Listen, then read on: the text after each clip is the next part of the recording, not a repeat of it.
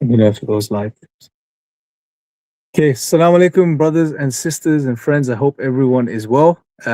We are live, myself and Faruq. We're going to be talking about the Jinn Hypothesis book today. We're going to do an extensive Q&A as well with you guys. So we're going to do a short introduction, just fill you in about what this book is all about, and then we'll do a Q&A. So just bear with us a second. We're just loading up the section on the questions. So obviously you guys can hear us, inshallah. Yeah, if you can hear us, let us know in the comment section. Yeah. Just drop in a little yes, so we know you guys can hear us nice and clear, or in the chat, not the comment section, the chat, live chat, and we'll see it pop up, inshallah. So we'll wait a few, like 30 seconds, just to see if some of you guys, whoever's on right now, can hear us, and then we can make a start, inshallah. There we go. Let's join the creator and what others. It's not opening. Chat's there on the side, bro. Oh, excuse me. Yeah, you're right. You're right. There we go. So we are in the chat. I'll just give my salam. Boom. Okay. Can hear you well? Okay. Yeah, perfect. There you go. Abdurrahman, welcome, brother. MashaAllah. Okay, Bismillah. Let's make a start, inshallah. So, Faruq, first question, bro. We are on here as well now. Yeah, we are. Yeah, we go. So, alhamdulillah. Okay. So, Faruq, let's make a start, bro, inshallah. Yes. How are you first and foremost, bro? Alhamdulillah, I'm with good. Jazakallah khair for inviting me here today, bro. MashaAllah. And, engage on this topic that I love so much. I could honestly sit here for hours and talk about this same thing. But yeah, no, I'm very well, barakallahu feek, and it's been a wonderful day here in the offices, mashallah, getting to see all the wonderful books like this. By the way, for those of you who don't know, this is literally like a thumb-sized amount of what the actual reality of the whole. Every wall is books around here, so yeah, it's impressive. If those of you love reading, you'd love this room, mashallah. So we've been working on something which we'll talk about as we go along, inshallah. But first and foremost, bro, obviously the title of this video, Jinn versus aliens, is non-human intelligence real? Yeah. This is obviously related to the booklet that we've published. Yeah. First thing I want to talk about, bro, before we get into the book or anything like that, is why is this, like, we've had questions several times. Why is this topic important? Why is it relevant? Why are you talking about the jinn? Why are you talking about UFOs? Yeah. When did you start wearing tinfoil hats? You know, so just maybe let's start off with why. The relevance and significance of this topic. I think is an important place to start. I think you're right there, Akhi. To be honest, look, as Muslims, we're commanded to do certain things. Like, I'll give you an example, brothers and sisters. The Prophet ﷺ was told to follow the guidance of the Anbiya in the Quran. It's a command. And when you fulfill a command of Allah subhanahu wa ta'ala, you get what? Rewarded. What does that translate to on a day of judgment? Well, we can only hope that it translates to rewards that go on our scale and end up leading us towards al-Jannah, inshallah, right? But that's why we do anything, isn't it? To worship and to follow the commands of Allah subhanahu wa ta'ala and his prophet, and to seek guidance in that. Yeah. When it comes to the unseen world, there's things Allah subhanahu wa ta'ala has told us about, and there's things that he's withheld from us, and that's just the way it is. And a lot of the world today, they look into the mysteries and the high strangeness and the weird and paranormal. This is a gateway for many people to enter into Islam. I've heard so many stories of people who have converted or reverted to Islam through these sort of areas, right? Because it's a fascinating topic for human beings, and they want to know more about it. This is something that many people are having interest in, and Islam is not an exception to that. Islam, in fact, the Quran and the Sunnah of the Prophet ﷺ go in depth into the topic of the paranormal, but the paranormal has its own connotations. We call them jinn. This is a creature that Allah subhanahu wa ta'ala spoke about in the Quran, told us of their creation twice in the Quran. He spoke heavily about the origins of mankind and the relationship between us and Iblis and his qabila, his tribe, right, and his people. So these are, and this is mentioned over 6 times in the Quran, in fact. So these things are heavily emphasized within the Quran and within the Sunnah of the Prophet ﷺ. The Prophet himself had multiple meetings with al-Jinn. So these are a real creation, a real creature that lives on this planet with us, and they interact with human beings in different ways. Now, you might say, yeah, we accept that they're real, but what's the point in talking about them? Well, it is in a relationship with Iman. When you talk about the things that Allah subhanahu wa ta'ala has told us about, it increases your Iman when you find relevance to this information. I'll give you an example. Many people are encouraged or spurred on in their Iman. They strengthen their Iman when they read things in the Quran or in the Sunnah that is a prophecy that came true, and they say, you know what, this man spoke the truth. For Rasulullah sallallahu alaihi wasallam, he truly was the messenger of Allah, and it increases your Iman. This topic does the same thing. When you research and learn about the jinn and who they are and how they interact with us and the types of behaviors that they try to get us to do, and you understand them and their world a little bit better, it increases your Iman. Why? Because you see the effects of them in the modern world today. And that's what we kind of highlighting here. Yeah. We want to research and understand the world of the jinn and their relationship with certain people in mankind, so that we can better understand even, and we've spoke to some of the scholars about this, or we could at least say one of them recently has said that this is of great importance with modern politics and how the world around us works, and this, how it can give some evildoers a confidence in their evil because of their relationship with something that seems supernatural. So I know I'm delving into some strange areas there in saying that, but effectively that's what we want to do. We want to understand the world of the supernatural better according to Quran and Sunnah, and therefore understand why things are happening in the world the way that they are. Yeah, so that's definitely a very important angle, bro. Yeah. The other thing, like we discussed, I mean, the relevance of the topic. If you look at some of the top podcasts, you look at Joe Rogan, his number one podcast is on the topic of aliens, UFOs, right? This whole topic of UFOs and UAPs and non-human intelligences is on the rise, right? Yeah. It's becoming ever more popular as the months, the years go by. There's been congressional hearings in America. There's been so much that, if you look at social media, most podcasts have done, top podcasts have done, hit the UFO topic. So essentially, from our perspective, bro, when you look at this whole topic and you look at every different facet and angle of this topic, you realize very quickly that when we're not talking about extraterrestrial aliens from another planet. No. What's actually going on, this is more in line with what we believe about the jinn. Absolutely. And that's why it's important from a Dawah perspective to bring that to the table, because as we've done the research and we've come to the conclusion, the Jinn hypothesis is the strongest hypothesis to explain what people are currently engaging with, witnessing, talking about when it comes to this UFO, UAP, NHI topic. So there's a very important, powerful Dawah element to this whole discussion as well. Hence, we did the booklet, which we'll get into in a second. So it is a very relevant topic. Furthermore, bro, as you know, from our short-term experience from engaging with non-Muslims on the topic, and by the way, brothers and sisters and friends, this has probably been one of those topics where we've had maximum non-Muslim engagement as compared to bizarrely, isn't it? Bizarrely, which people will be surprised to hear about. Non-Muslims are really interested in hearing about what Islam has to say in regards to this topic. And we've seen that people have experiences. Most people out there, if you had to go down the high street and speak to 100 people, I would say maybe 80% or more would have some story. Yeah, if you ask them, have you had a supernatural, paranormal, strange experience in your life? They'll say yes. How do you understand it? They probably wouldn't be able to contextualize it from a secular perspective. The secular paradigm cuts off from all of these things, so people can't explain these experiences. Hence, they don't talk about these experiences, and on top of it, people are, it's almost undermined these things. And we shouldn't shy away from this. If you look at the academic literature, bro, you'll be shocked to find that there are academic papers written on the fact that even Muslims today, many Muslims in many societies don't believe that the jinn are real entities or beings.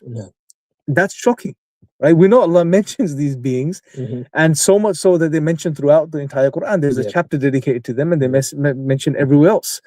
So it's a very important topic. And I think, let me pick your brain on this, but there's another thing there's this thing within the Muslim community. As soon as you mention jinn, like some people will say, don't talk about it. We shouldn't talk about the jinn. Astaghfirullah. They will do the old, Yeah. So what's your take on that?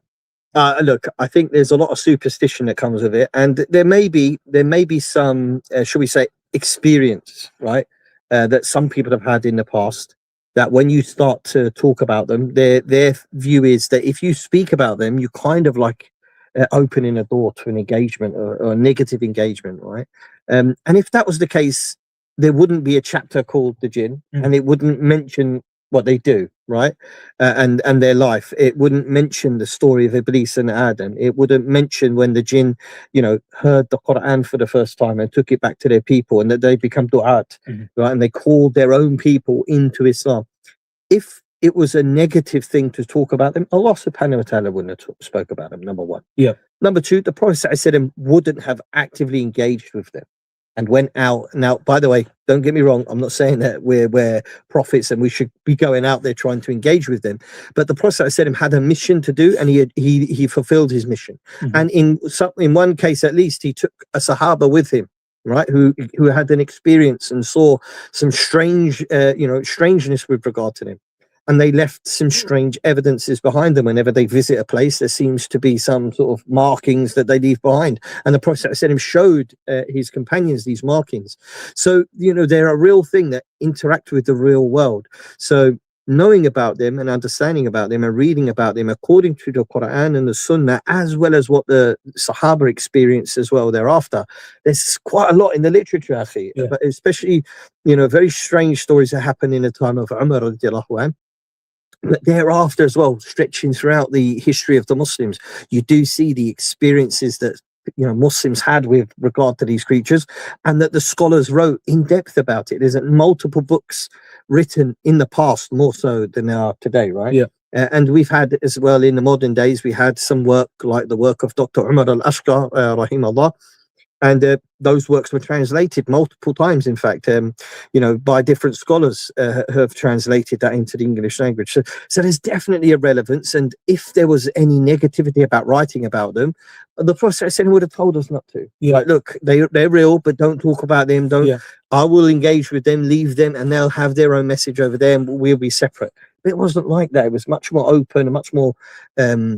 it was well understood, right? It doesn't mean that you go out and seek to get in contact with them, but rather that they are real and they are existing. We should know about them. Otherwise, it wouldn't have been contained in the Quran and the Sunnah. So I would say that number one, first and foremost, the idea that it's negative to learn or to think or to have knowledge about this is wrong. Where the negativity comes in is if you're trying to engage, right? Because their world is so different than our own, and there can be a lot of negative effects, and it's written about by the scholars.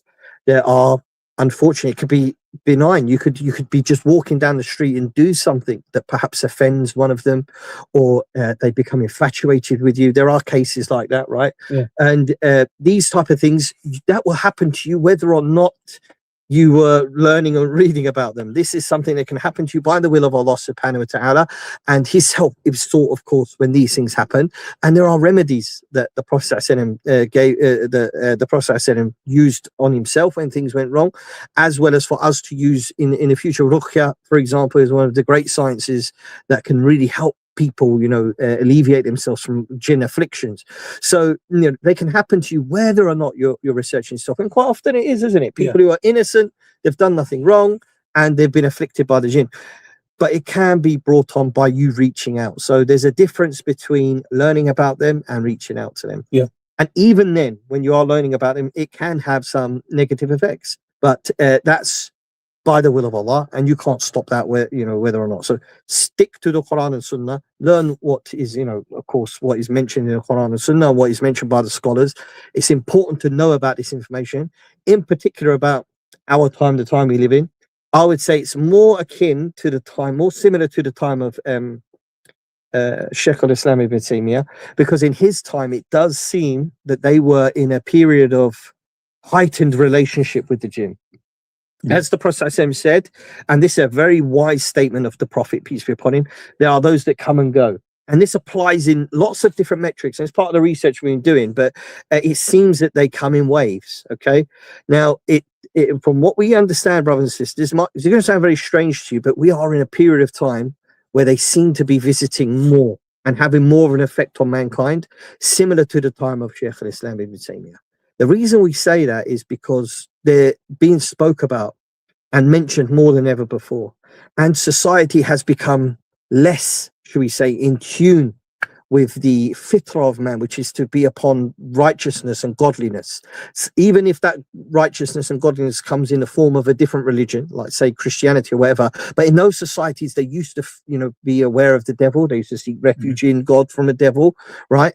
So since those days have died out and people are less religious now, particularly in America, we are seeing a huge influx of these sort of cases where people are seeing non-human intelligences.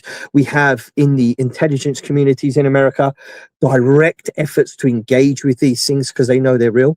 We even had somebody very recently who is a senior researcher among the UFO community, as well as he's a scientist from within the intelligence community. He's not just like some guy with a tinfoil hat. He really is, high level researcher from inside the community. They've made efforts to get in contact with these beings because they want to know, what have you got? What can we get out of you? What sort of technology do you have? And so there've been a long-standing effort to get in contact with them because they want to understand the technology that they've retrieved. So this is important to know, because once you understand that it's not just beings that have coming to whisper to you to do evil as a Muslim, but rather there's a much wider and vast engagement that they're having with our governments and with the people at high up and with the people who have the most powerful technologies in the world. That's where the sort of cutting edge of this information is coming out. It's coming out in these very secretive, very high level intelligence groups, like military intelligence and excuse me, what's the right word for?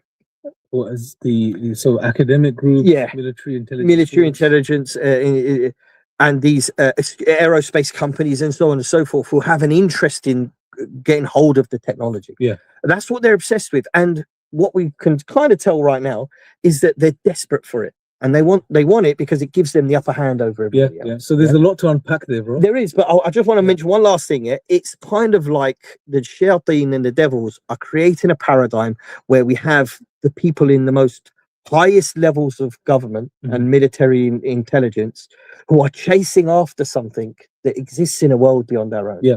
And it's created this strange situation where they're doing whatever it takes to try and get what they can out of them. And it's a Pied Piper situation or the carrot situation.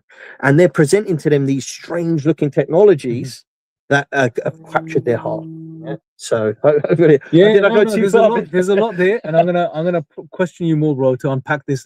We've got some comments. Rash1234 is asking, "Salam guys from London. Can I ask a question?" Yeah, please ask your questions in the chat section, and we'll start answering them as we go along. We won't leave them till the end, inshallah. So there's a question here by Saqib. Oh, we got one on Saqib. He said, "Are UFOs from Harut and Marut?" Harut and Marut. Okay, it's a good question. We'll go through that. What else we got here? We got some here. Look, Is Messengers by Valet a good book? What do you reckon, bro? Messengers by Jacques Vallée. Messengers of Deception, I think is. Yeah, I think we were just looking at that now. I think I looked at the contents page today. I think it is good. So I'm actually that's one of his that I haven't read properly or fully. I'm going to start going. Passport to Magnolia is a good introduction. It's a good introduction. Yeah. I would go with Passport. The thing is, brothers, for people like Jacques Vallée, he kind of he does go over the same research quite often, which is good if you want to learn, but he covers similar concepts. So you only get a few more anecdotal things per book. So if you just start with something like Passport to Magnolia, that will really open a door to what he's kind of saying about it. And then you can go from there. Yeah. So there's more questions this time. This is the Sapiens one. So what are you brothers take on Sihr and Jinn? What do you think? And are UAPs related to Sihr in some way? Yeah, absolutely. So the thing is, this is the thing with this topic, brothers and sisters. If it's not mentioned in Quran and Sunnah, it becomes speculation, right? And you'll find that the topic of the jinn is highly speculative. But there are people who do ruqya who have said that there is some other additional phenomena that come up with regard to possession. We find amongst the Muslim community in general, one of the great, sort of the most common manifestations is in what the non-Muslims would call hitchhiker effects or possession phenomena, where you're going to find them following you. You have some memory loss, You don't know something happened in your parents or your spouse or something. They say, you know, you lost your temper, you was enraged or something happened, and you genuinely have no memory of it. So that's one way that they manifest. But in some places and in some cases, you have a mixture of phenomena. So you have also the possession or hitchhiker, which often carries with it paranormal, poltergeist, as they call it, where you'll see things fall off a shelf and other sort of phenomena like that. But then associated with it, you'll see lights in the sky. And people don't always associate a light within the sky with a UFO because, and I've even heard Muslims do it, they interpret it as a angelic thing. Right? Yeah. They think it's an angel, a light in the sky. And even Christians as well, they'll do it, they'll interpret it as angelic. But it quite easily could be just a craft, an aircraft, or it genuinely could be something strange. And that is the trick of the devil, if you like. So, yeah, they are related. Sihr, in and of itself, does have strange phenomena come with it. It is part and parcel of it. So, yeah, absolutely, sihr can cause some of these other effects, like UAP, to be associated with. So, Neuronex, I think, says, why do you think jinns, shaitan are doing this, and what is their goal? Are Muslims falling for their goal? So this is an interesting question. Very interesting. One thing we can say from the research, and I think Faruq would agree, is that the jinn have time and time again throughout history appeared to people in different forms, and normally they have taken on forms that would be imposing and dominating over people.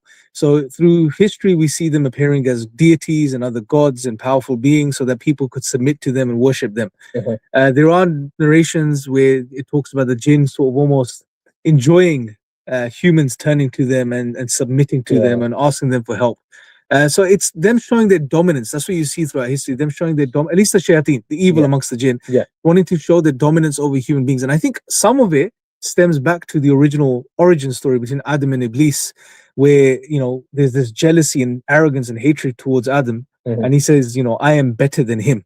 And it's almost like the shayateen are trying to constantly, you know, reinforce and prove that point symbolically, at least, you know, that we are better than you, by appearing in forms which mesmerize people, which leave people in awe, and sometimes in many cases lead people to worshipping these entities.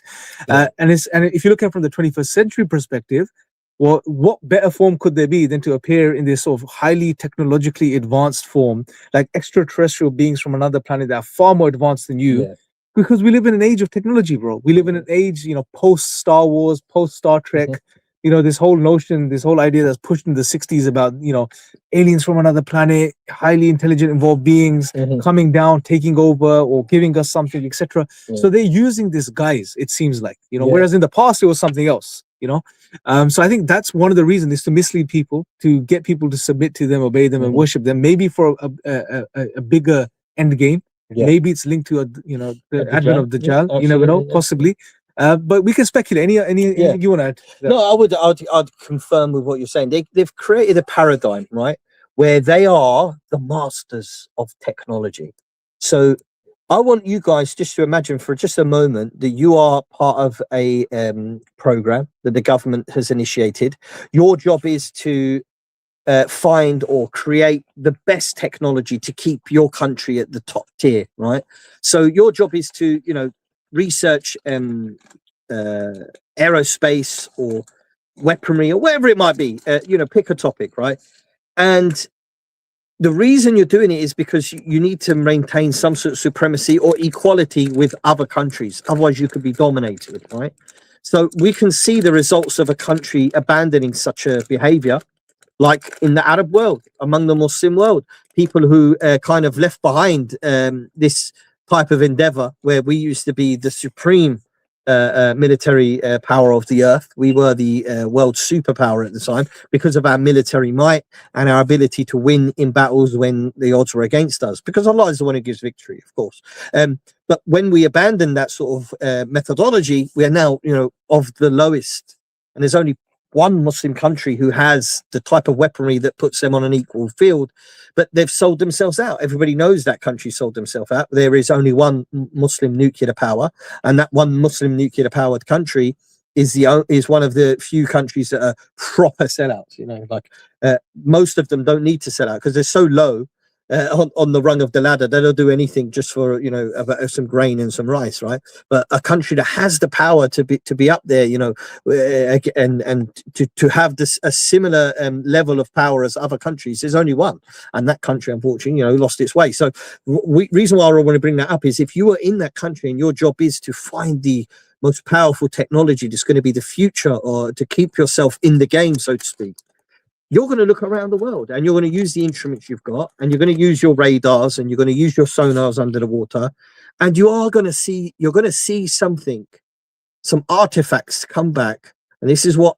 whistleblowers in the American intelligence community have come out and said, that we see these things on our radars, on our sonars, traveling at speeds impossible speeds, in some cases, you know, 20, 30, 40,000 miles an hour plus, way faster than, you know, the human body can handle, and way faster than even material can handle. Like if you send metal at 40, 50,000 miles an hour in aerospace, it would tear it apart. It would just heat up and burn up, and you know, simply couldn't possibly travel through air like the way that it does, let alone water. I mean, water, they've recorded, and there's been multiple reports of this. An admiral from the American Navy has said that we've seen things traveling underwater over 700 miles an hour, which is impossible for us at the moment, right?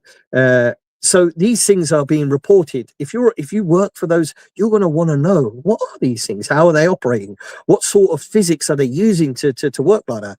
And that's what we've got here. We've got this situation, this paradigm. Yeah, carrot. It's a carrot, man. And they've created this paradigm that you want to be powerful. We're much more powerful than you. You have the goods. Yeah, come with us. Follow me. Yeah. So if you see these things and know that they're real, and you work in those areas of research, you're going to want to know who's behind them. And you're immediately going to, you know, rule out the major countries of the world. You're going to say it's not Russia, it's not Britain, it's not America, you know, it's not China. So you're going to be left with, who is it then? And then you're going to have to look through history, and you're going to see that these things have been seen throughout history, and then you're going to identify it as something else. So you're going to have to look into those people who claim to be in contact with them. Just one great example, brother, just to go with it. In the time of Shaykh al-Islam ibn Taymiyyah, they were doing the same with the superpower at the time, the Muslims. And instead of coming in the form of a, I don't know, alien being with a technology, It wouldn't make any sense in those. it wouldn't, no. But what way did they come in? They came in as awliya. So they presented themselves as, they attached themselves to some human beings and gave those human beings supernatural capability, or what seemed like supernatural capability, should we say. And those people benefited from that. So they became rich and wealthy, and they would influence the people of their time. They were the influencers of the time, and therefore they influenced the people.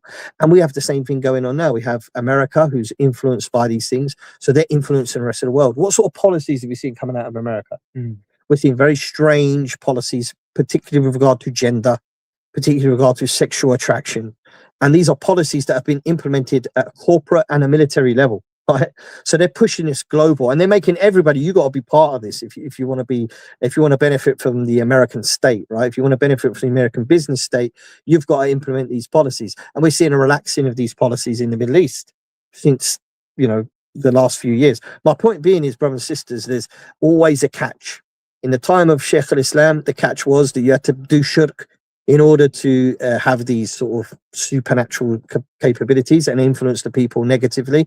And likewise today, we're seeing those countries that have the greatest technological superpowers are also the strangest with regard to, they're pretty much an anti-Islamic agenda that comes along with it, isn't it? You know.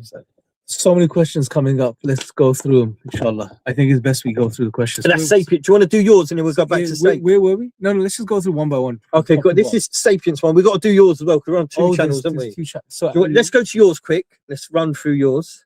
No, don't worry about mine. Let's do. Bigfoot is Jinn. There we go. Abu Bilal. Bang on, Abu Bilal. We're with you on that one. We are working on you know, Bigfoot is a big one. We haven't had many on your one there. So in the documentary American Sasquatch, Man Before Monster, there are people who have seen Sasquatch shape-shifting. Yes, that's right. Abu Bilal, we're with you on that, brother. MashaAllah. You are correct. We are on the Sasquatch train. As being conceptually, absolutely, yeah, conceptually, bro. Once you understand what the jinn are capable of, what is their remit of existence, how do they function, what are their abilities, what can they do, then you realize that all of the paranormal, poltergeists, ghosts, all of the cryptids, werewolves, Bigfoot, Yeah. etc., etc., etc.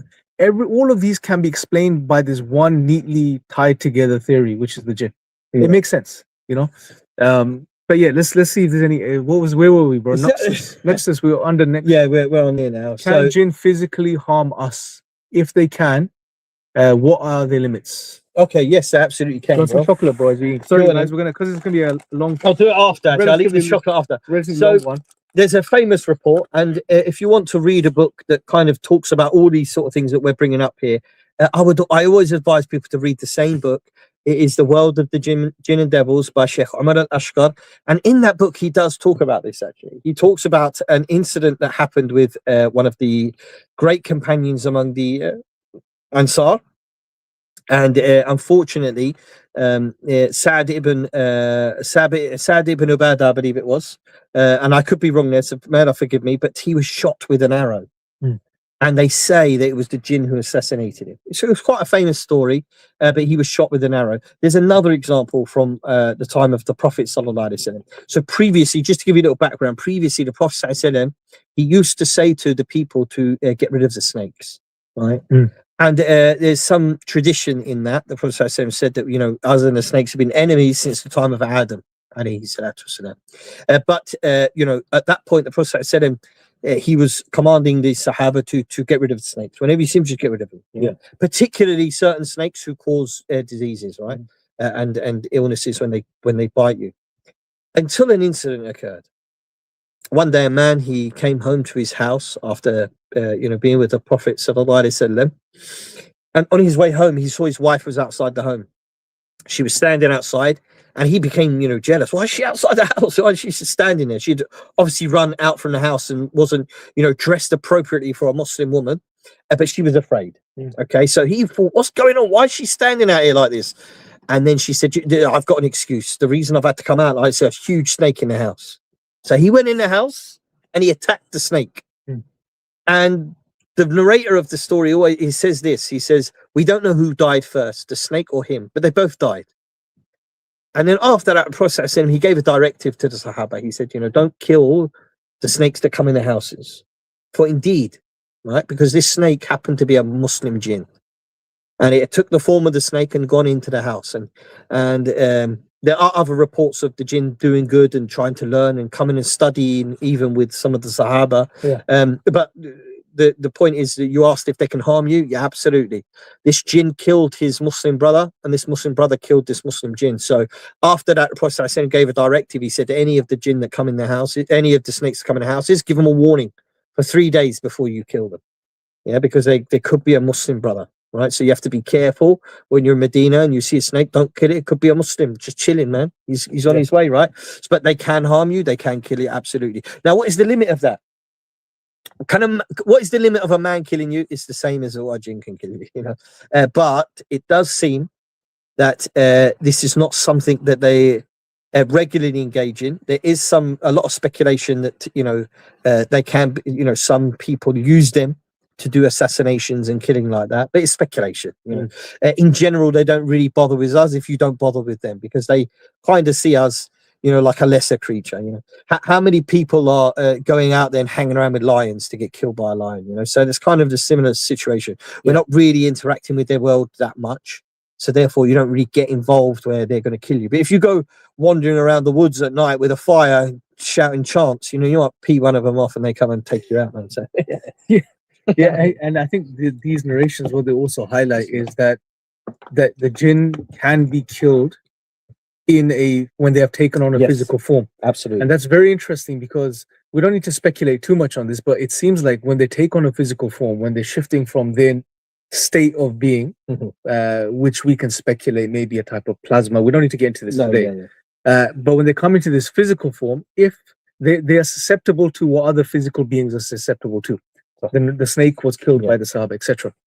So that's another interesting point, because it relates to the whole UFO topic as well, because there's this claim of these entities or these bodies, right? Biologics. If that is true, then it can still be explained via what we're talking about, the jinn. So, I don't know this, some of this information initially when you hear about it, because of our sort of concepts of what the jinn are is new information. It's quite shocking to the system. What jinn can be killed in a physical form, etc. But it's there. When you do the research, you find this stuff. Yeah. So let's go to the next one, bro. What's the next one, bro? We'll go back up. Scroll back up. Okay, let me just go up. Bismillah. So we have here. Are you ruling out the possibility of biological entities like the greys? Do you think all cases are linked with the jinn? Well, look, let's. I think we answered some of it in that previous question. Yeah, we kind of did. But look, when it comes to the greys, there's a lot of mythology around them. There's stories that you hear about their genetic makeup. Some have said that they're very similar genetic makeup to human beings. It's a possibility. The fact is, we don't know enough about the greys to say yes or no. But let me ask you this. Have you ever seen some of the robotics that have been created in, let's say, Japan recently? Some of them, in some cases, are very human-like. They look very similar. So why are we to say that, the jinn haven't created some robotics that behave or look like these little grey things, and they have a particular function that the jinn have created them for? Now that's speculation, of course, but how far we've gone with technology, we have to imagine that the jinn are much further than us. In fact, they've always been ahead of the game. Let me ask you with a question, us. bro. Go on, bro. You're insinuating the jinn have technology. Yes. What evidence do you have to insinuate such a thing, bro? Okay, you definitely will do. Yeah. Okay, so the jinn, one of the traits that they have that Allah subhanahu wa ta'ala has told us about is that they're builders. And that building capability is something that Sulaiman alayhi salam put to use. And they built things that humans couldn't build at that time. And that's always been the case. They are adept builders because I think, and this is just speculation, right? But they're a completely different type of creation to us. So there's certain things that we have to do in order to process materials to make things. So when we have to make a sword, it's very difficult. And there are some narrations out there, historical narrations of swords built by the jinn were much better. Almost magical compared to human-built swords. Yeah, because I think that they have less limitations than we do when it comes to processing materials like we do, right? So they built things for Suleiman, high rooms. What does that mean exactly? There's some speculation there. Clear floors. Yeah, see-through floors, as is mentioned in the story of Suleiman, made of glass, thick glass, with water running underneath it. Type of architecture and things that, we're only just realizing we can do today. And that was thousands of years ago. So how far ahead are they? Now, we can go to a report from Shaykh al-Islam ibn Taymiyyah, rahimahullah, where he mentions one of these influencers who was working with the jinn. It gave him a device. This is mentioned in the book by Sheikh Umar al-Ashqar. Of course, when he wrote it in like the 70s or 80s when he initially wrote it. But he comments on this hadith. But anyway, the story goes that this guy said, this influencer, he said, my jinn gave me this thing, and it was a shiny and smooth like piece of glass, and it was over a liquid. And I used to, in one of the translations, it mentions that he said I could see the jinn through it and they could see me. And I would speak to them and they would give me answers when I'd ask it questions. So when you hear this device... You got one of these, bro. Yeah, I got one right here. He's got one here. Mobile phone, boys. He's using some I don't know if it was... bro. Yeah, I don't know if it was this particular brand, right? But he describes a smartphone. Yeah. Essentially, he describes what we do with a smartphone. This man mentions in a narration in the 12th century.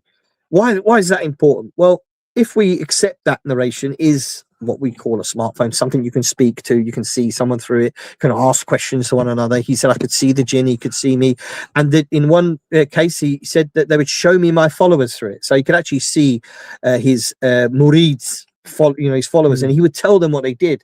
Oh, was you at the farm and you fell over and you scratched your back? And they would say, how did you know this? And say, Sit back. Do that again. Sit back and do it. Yeah, one of those. One of the awliya, bro. And they believed them. Yeah. Because it was supernatural. They would say, whoa, there was some who used to be carried in the air by them. But this type of technology for them is primitive. It's 1,000 years old if they had it in the time of Shaykh al-Islam. So what have they got now? That's the question. And what are they hiding from us? And how is it being used to manipulate modern man and woman who are desperate for such technologies, bro? Yeah. So that, I mean, see the dots add up, the connect, bro. Yeah. Everything adds up. So when it comes to the greys, just to finalize the Yeah. question the brother asked.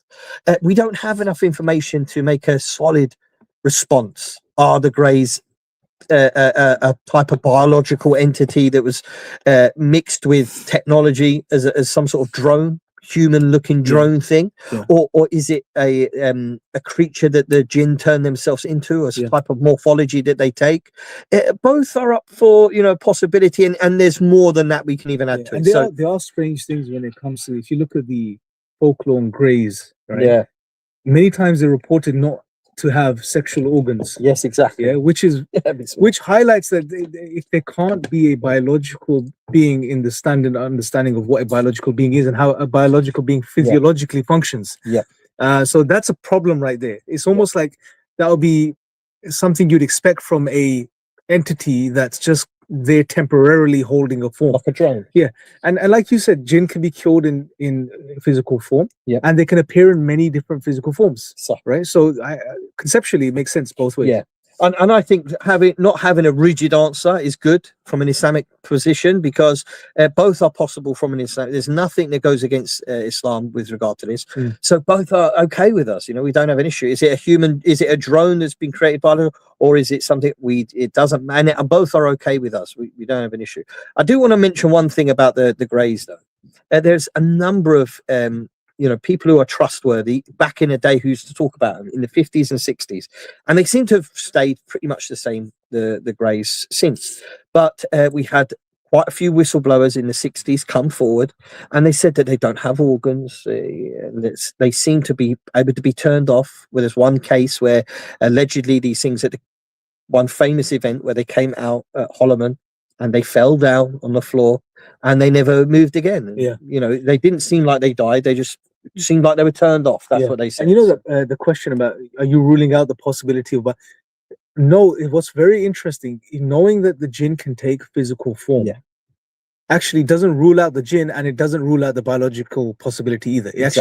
It explains both. That's what's very powerful. Hopefully that answered your question. We went quite deep on that one, but it was worth it. I think it's a good one, that one. Do you think, and we're going to go with you on this one, do you think the militaries of the world are trying to use the shayateen in modern warfare? Thinking of Russia, Ukraine, Israel, the Muslim world, etc. Well, look, again, if you study the history, even if you look at this from a secular history perspective, there's some brilliant books on this topic.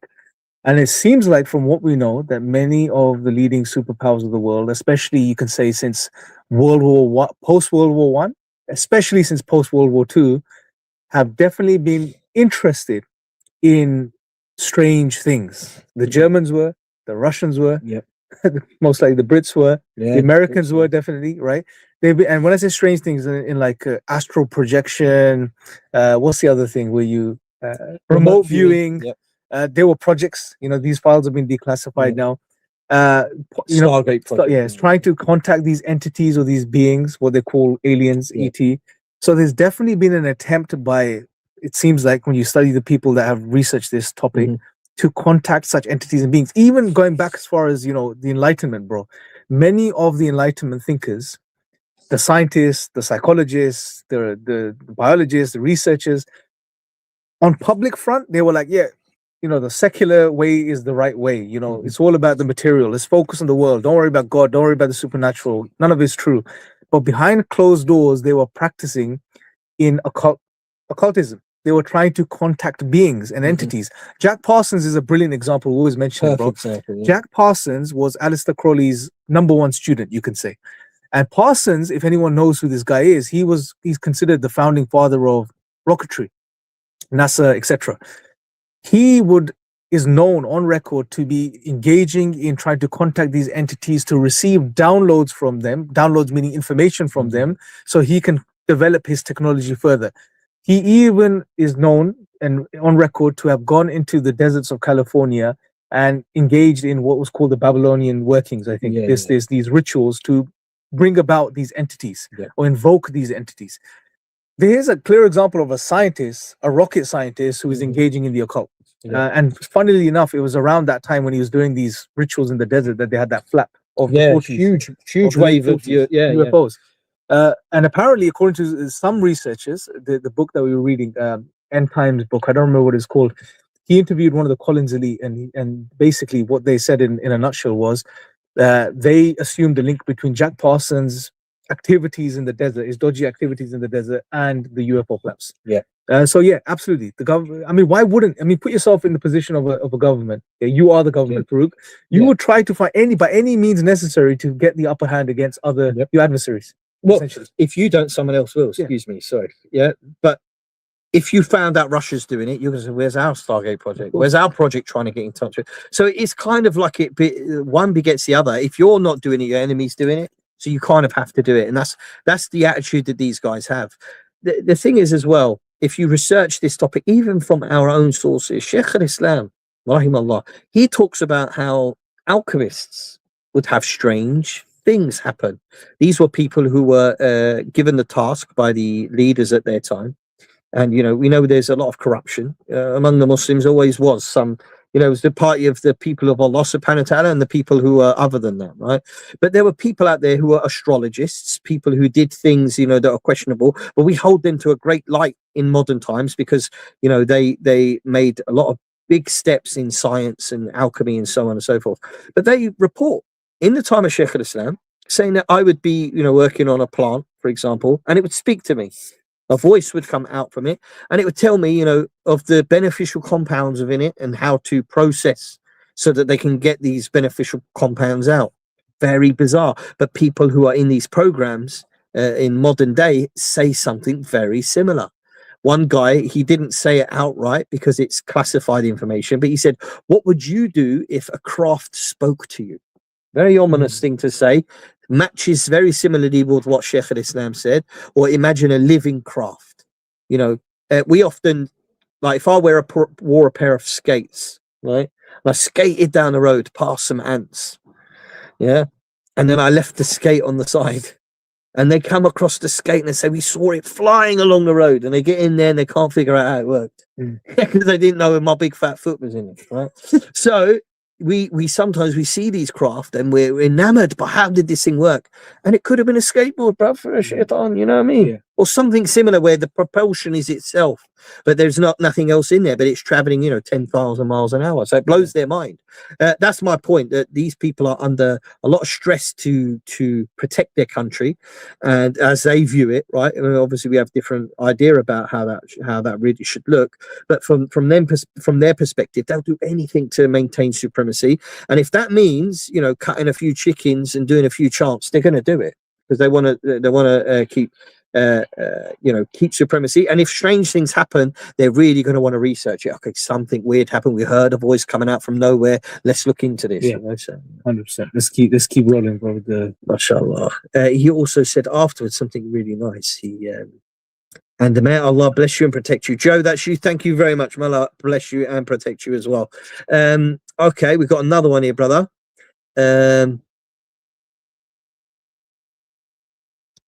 Where was he gone? Where are we gone? He's further on. Oh, I skipped right down, didn't it, bro? Yeah, you chopped a few. Dude, where's it gone? Where's Joe gone? I swear I saw his writing a minute ago, man. Dude, have we lost some of the comments? No, it should be there. It's all of them there. Oh, here we go. Yeah, here we go. What do you make of the claim? Okay, here we go.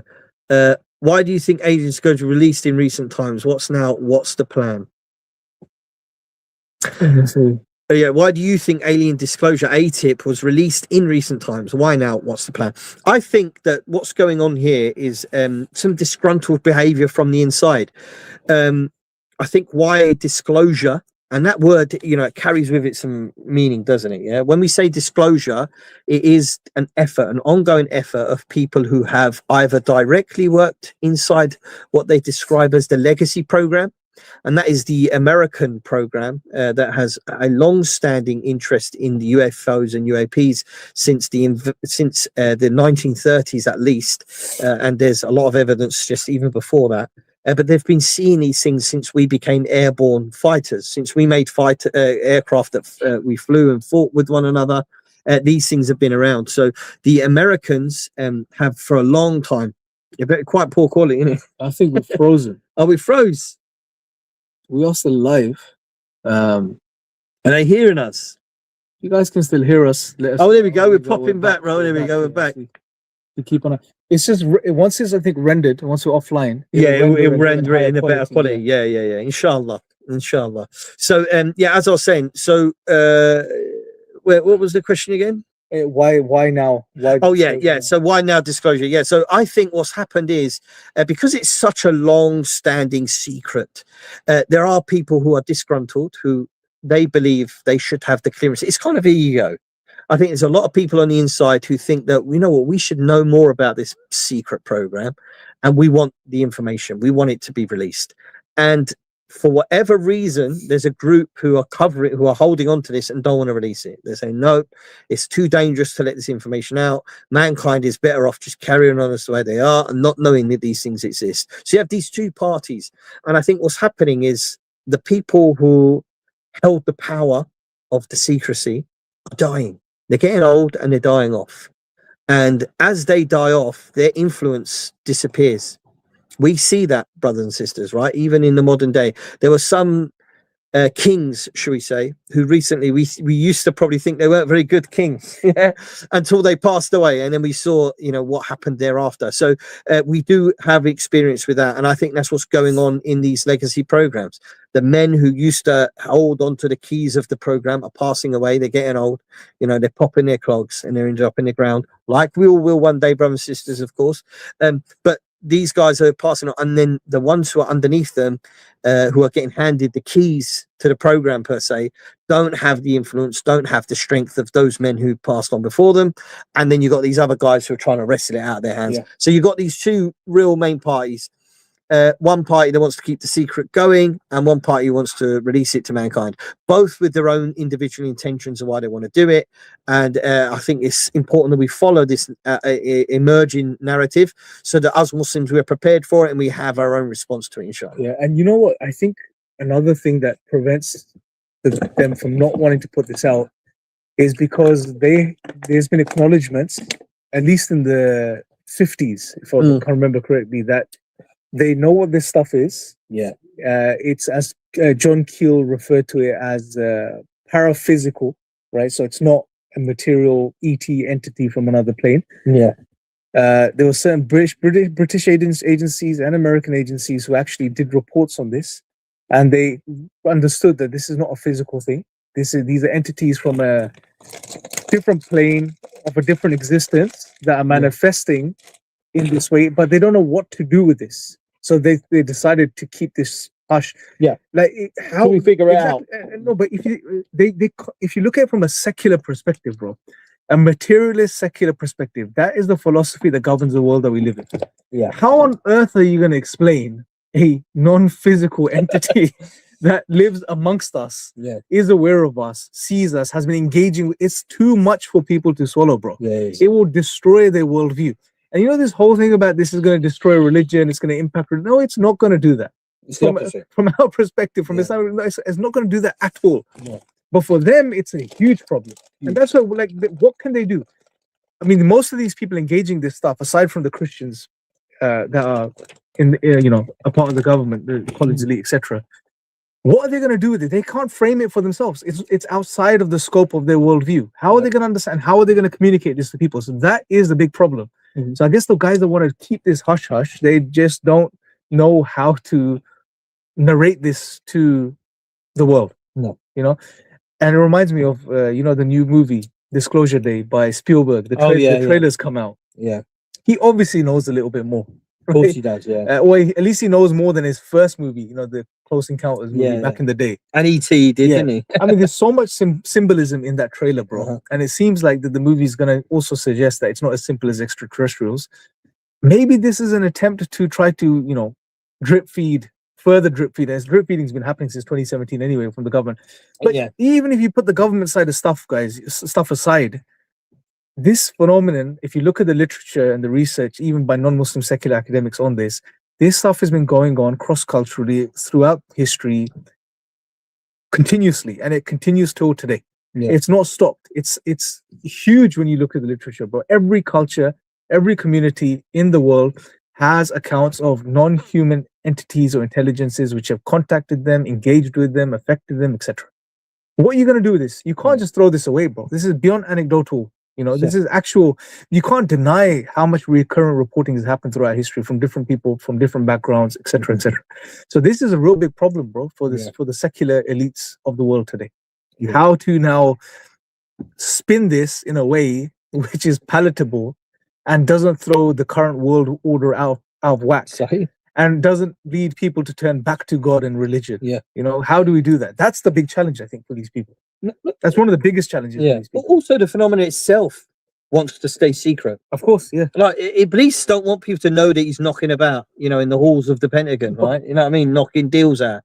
He don't want people to know this. So the shayateen themselves are keeping themselves secret from the rest of mankind, right? So it's definitely an interesting one, and I think following it and having a voice in it, like we're trying to be for the Muslim community, is important, right? So, Bismillah. Let's go back up. Let's go back up. Yeah, go on, mate. Hello. This sound may be okay. Where we at?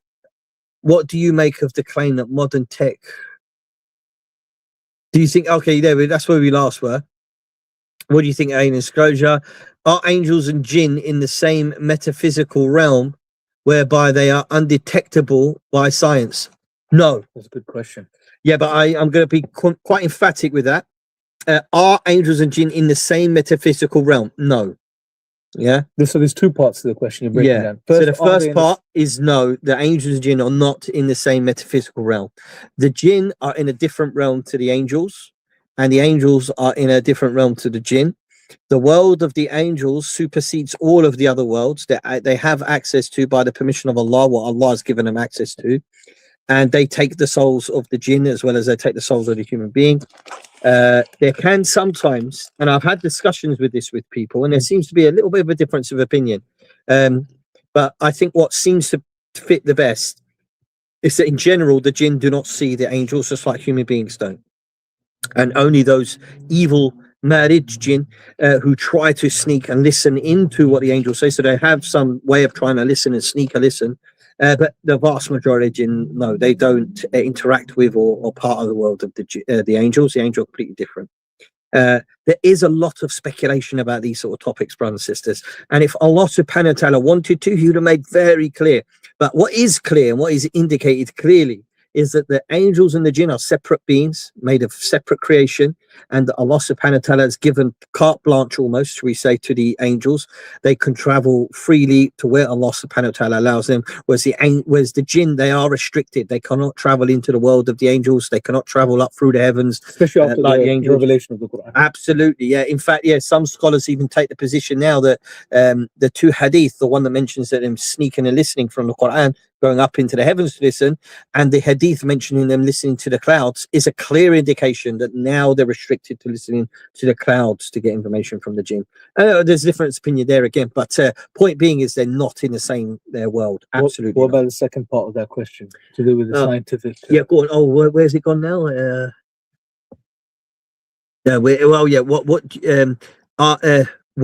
there we go. Whereby they are undetectable by science.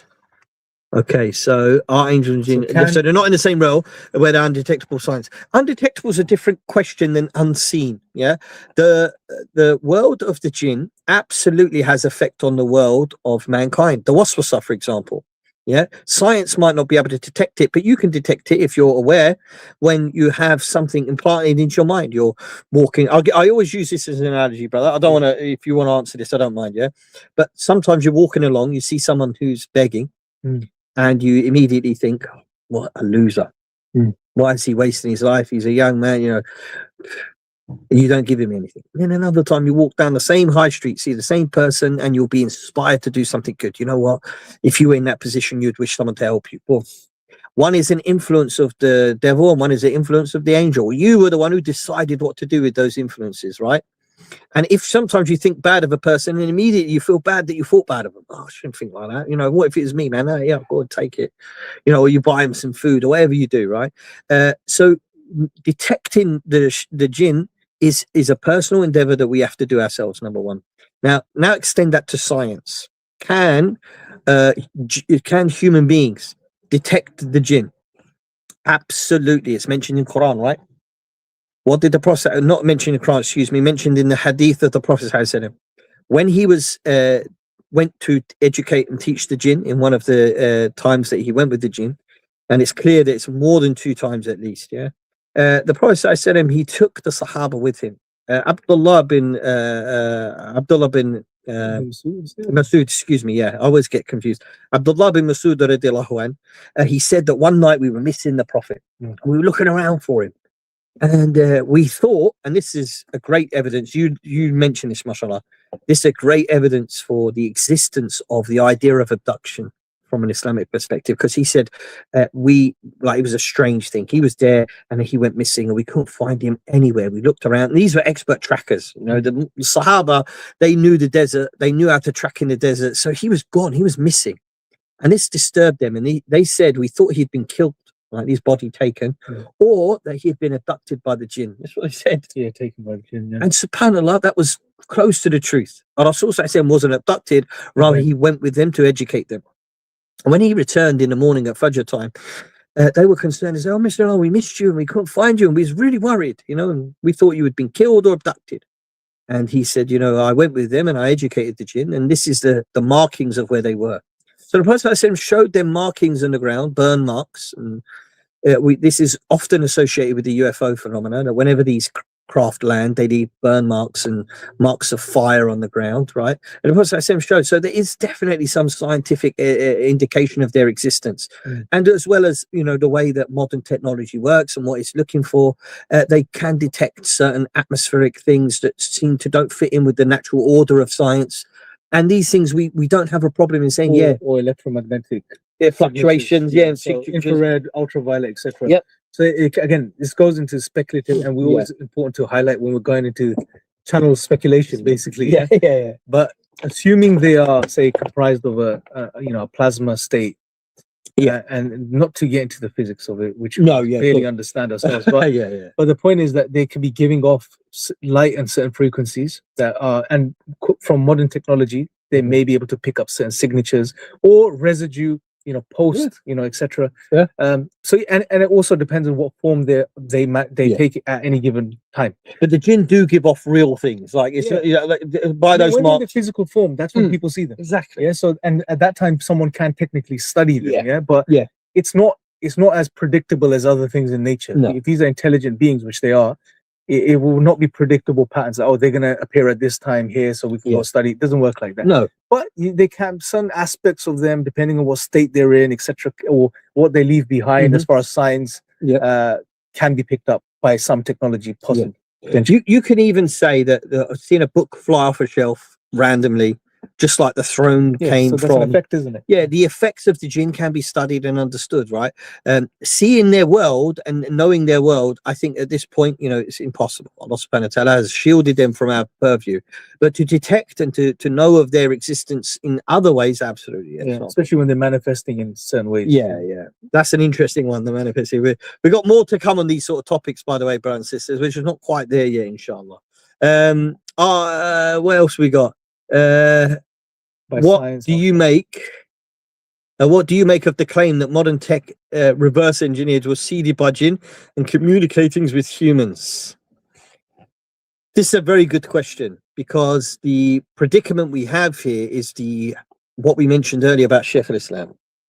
When you read that story with knowledge of the modern smartphone, Dr. Imran Hussein, when he read it, he actually wrote underneath it, he said that it is possible that modern inventions like radio and televisions existed in their times and has been forgotten about. That's what he said. So he put it more in the hands of the human type thing, but he said that perhaps in those days we had something similar to radio and television that we just lost or has been missing, or that the jinn had, right? He kind of speculates a little bit on it. So we're not the first to make that assumption that perhaps this technology is from their world, that they've created as a device to trick us, or that they've seeded into our minds to help us invent, because they do that. It cause people to invent things by whispers, you know, like we heard about them, the jinn speaking through the plant life, saying, you know, I have beneficial compounds in me, you know, come and process me, mate, I might give you something, you know. So we do see that they encourage us to go down certain paths. Now, why is that? What's that relevant to modern technology? Well, For those of you who don't know, there is a quite a strong theory that a lot of modern technology, not all of it, but a lot of modern technology did derive from some artifacts that came out from the sky during the testing of nuclear weapons. So they were testing nuclear weapons in the Nevada desert area, and things came down that they weren't expecting to come down. Initially, they thought they were Russian, but later on, they discovered that these things were actually from another creature entirely. And from those artifacts, they did help push human beings towards certain technological discoveries. This is mentioned by a man named Colonel Corso. He is a gentleman who was part of the American Army, and his job was to take these artifacts and to give it to the most advanced tech companies in his time in the 1940s and 50s, and to seed them with this stuff and see if they could make anything from it. And they did. Apparently, there's a dispute about the origin of the silicon chip, but apparently the silicon chip is one of the things that they reverse engineered. Another one being fiber optics was another thing that allegedly that they reverse engineered from these things. But this doesn't mean that human beings couldn't have made these anyway. It is possible that because these are materials that we can recreate now, and that these are perhaps things that we had before and were lost, as Sheikh Omar al-Ashkar speculated, or it could be, like, as we just mentioned, something seeded from something else to misguide us. But what do we see from the effects of modern technology? There's been a lot of good, akhi. Yeah. And the shayateen and the jinn, their objective isn't to make us do good, but we also see, particularly with the mobile phone and modern phenomena, that a lot of people are becoming delusional, away from religion. As the Prophet ﷺ said, towards the end of times, there will be a little black fitna. This is small and it's black, and he said it's dark like the night sky, and this is about as dark as you can get the screen of a mobile phone. And he said it's dark like the dark of the night sky, and he said that during those days, people would wake up believers and go to bed believers. They would, go to bed a believer and wake up a disbeliever. And he said in those times, it would end up being that you'd have two parties, the party of faith with no hypocrisy and the party of hypocrisy with no faith. And we do see that happen online, right? We see these fitna between groups, and some of the people, are following one way, and then there's other people are holding firm and steadfast to the Sunnah and to the Quran. So we hope that we're one of those people. But yeah, there does seem to be some authenticity to that, brother. But again, speculation, and whether we know that this is from the shayateen and the jinn or they're not, it's how you use this technology rather that really matters, isn't it? Absolutely, bro. So you brothers have talked about this topic to many people in the UAP UFO space. I wonder what's their reaction to this. Generally, the reaction has been very positive, and that's what's kept us going on this topic. Because there's only so much there to communicate about this topic to the Muslim audience. I mean, let's be honest. Once you've showed them, okay, what's behind this is jinn, you've safeguarded the Muslims, at least from the perspective that they can interpret what's going on. So whenever if anyone does come out and say, oh, these beings created you, seeded you, you're like, no, we know what these beings are. They are creation themselves. Yeah. Done. But what we noticed was that there is a lot of interest from the non-Muslim community as well in regards to the jinn and the link between the jinn and this phenomena, which kept us going. And that's where the dawah opportunity is, bro. Like I said before, I've 15 years, I've been, alhamdulillah, been blessed to be involved in the dawah. I've yet to come across another topic which has garnered so much interest from the non-Muslim community. We do spaces on X, and 90 to 95% are full of non-Muslim guests. That doesn't happen in the dawah space. And they learn about Islam, and they learn what Islam has to say in regards to the UFO phenomenon from the jinn perspective, etc. This is powerful. Yeah. We also have had some, again, I have to be careful, so you have to cut me off if I say too much. Sure. We've also had a lot of interest privately, being contacted by certain individuals who are a part of, let's just say there's some of the movers and shakers, and they're a part of some big organizations studying this phenomenon, and they are very interested in this perspective. So that's happened as well. We can't say much yet, but again, that's an opportunity to share this information with us, and we have a very clear principle amongst us and the brothers, which is if and when we do have these discussions with these people, we in no way, shape, or form are going to bend or fold our position, because there may be a time where these guys want to, tone down the religious perspective. Don't talk about the no. That's not. Hence, we're not interested in anyone that wants to do this. We simply want to put out the perspective from an Islamic perspective that why we believe the jinn are behind this, and make this a means of education in general to do with Islam and to do with the topic of the jinn for non-Muslim audience. And I think that's very powerful. So the response overall, to summarize, has been phenomenal. And you know, alhamdulillah, it's a blessing in a way that we can talk about a very unspoken about topic, and there's so much interest by the non-Muslim community. That's how because they experience things and they go through stuff. You know, so they're more than happy to listen and see this perspective. And they're also quite. We've had a few messages from people who have been refreshed to have an Islamic approach that isn't quote unquote rammed down their throat, as they mentioned. Because sometimes, because of the way Islamic apologetics works, it builds a lot of confidence in people. So they feel very confident to sit up on a screen like this and just batter some geezer. You know, verbally, academically, and just humiliate people. So a lot of people go up quite sincere, and I've seen some videos where I think that guy seems sincere, but the da'i, for want of a better word, he just doesn't see it, and he just completely crucifies the guy on the live, and the person's just brutalized and leaves and hurt, you know. And it can become emotional for people. So we had some people reach out and say it's really nice to see this side of Islam, because we're not combative. We don't shoot people down. You're going to have a lot of people who've had a lot of strange things happen to them. They've seen things and experienced things, and then they've accepted that these things have happened to them, and they've contextualized it in their own world.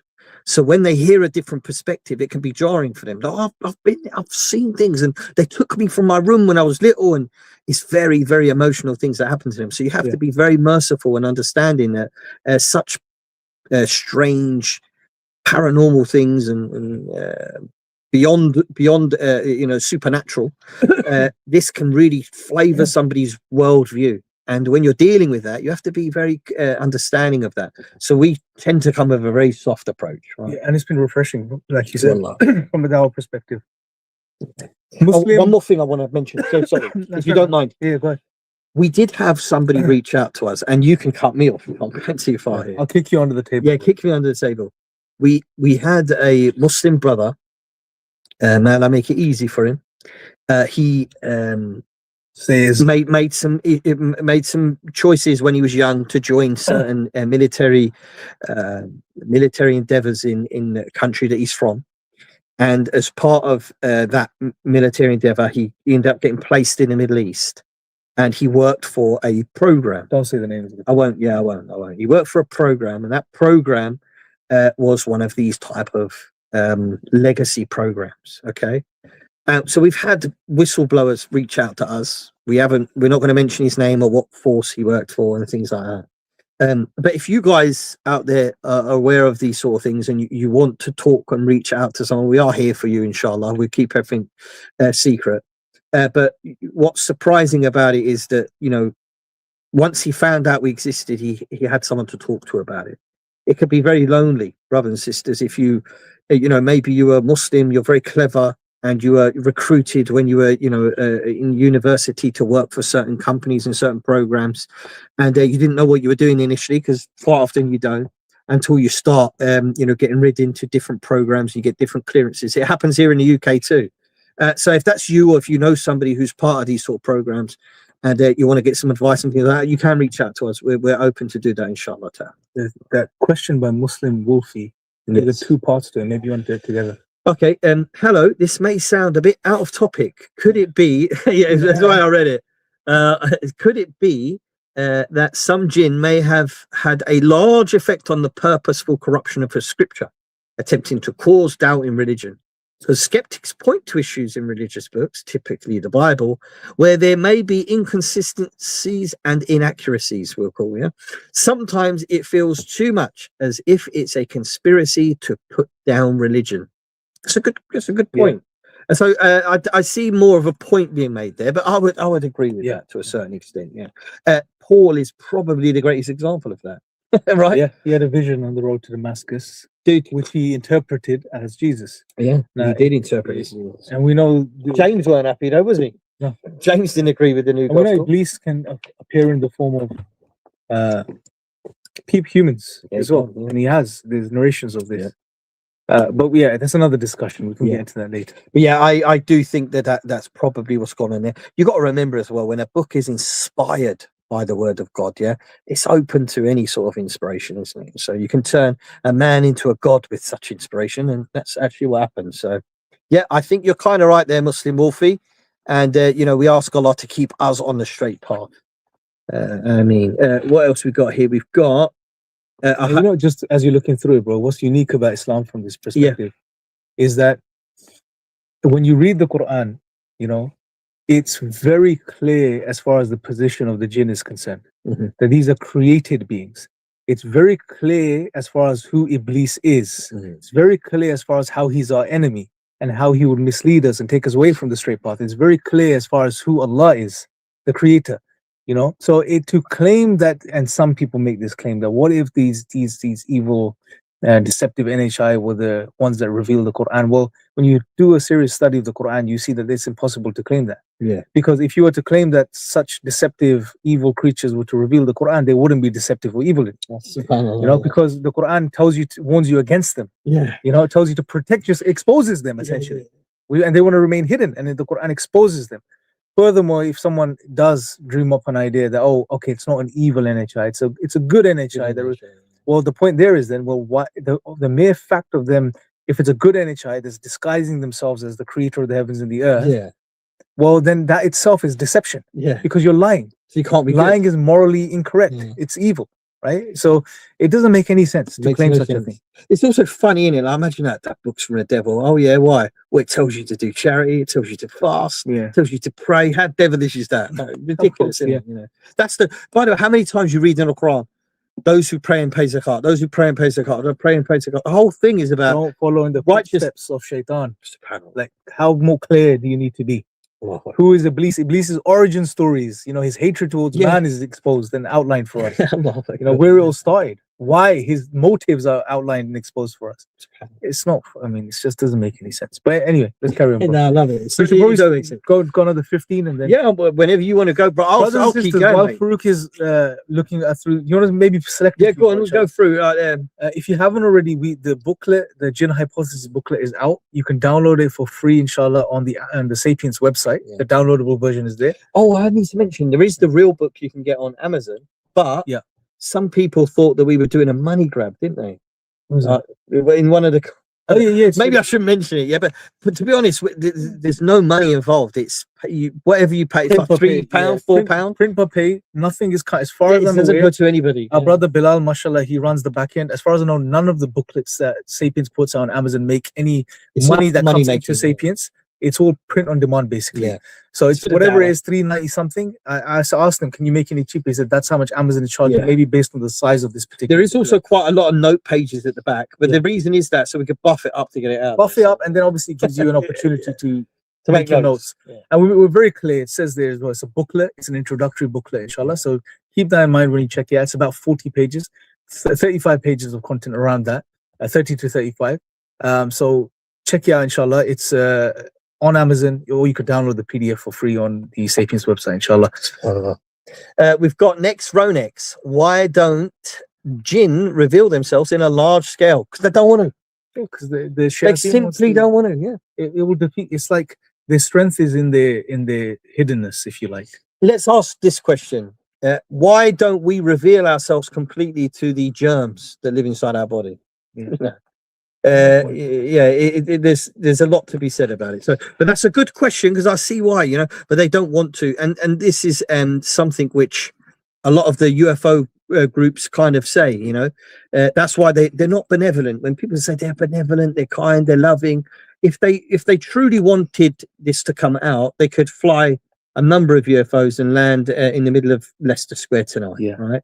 But they don't, because they're not allowed to, because whoever their leadership is among their people, they've been told not to do these sort of things. So there seems to be certain non-human intelligences, the jinn, who are targeted by Americans, by British, to take them out of the sky. This is a fact.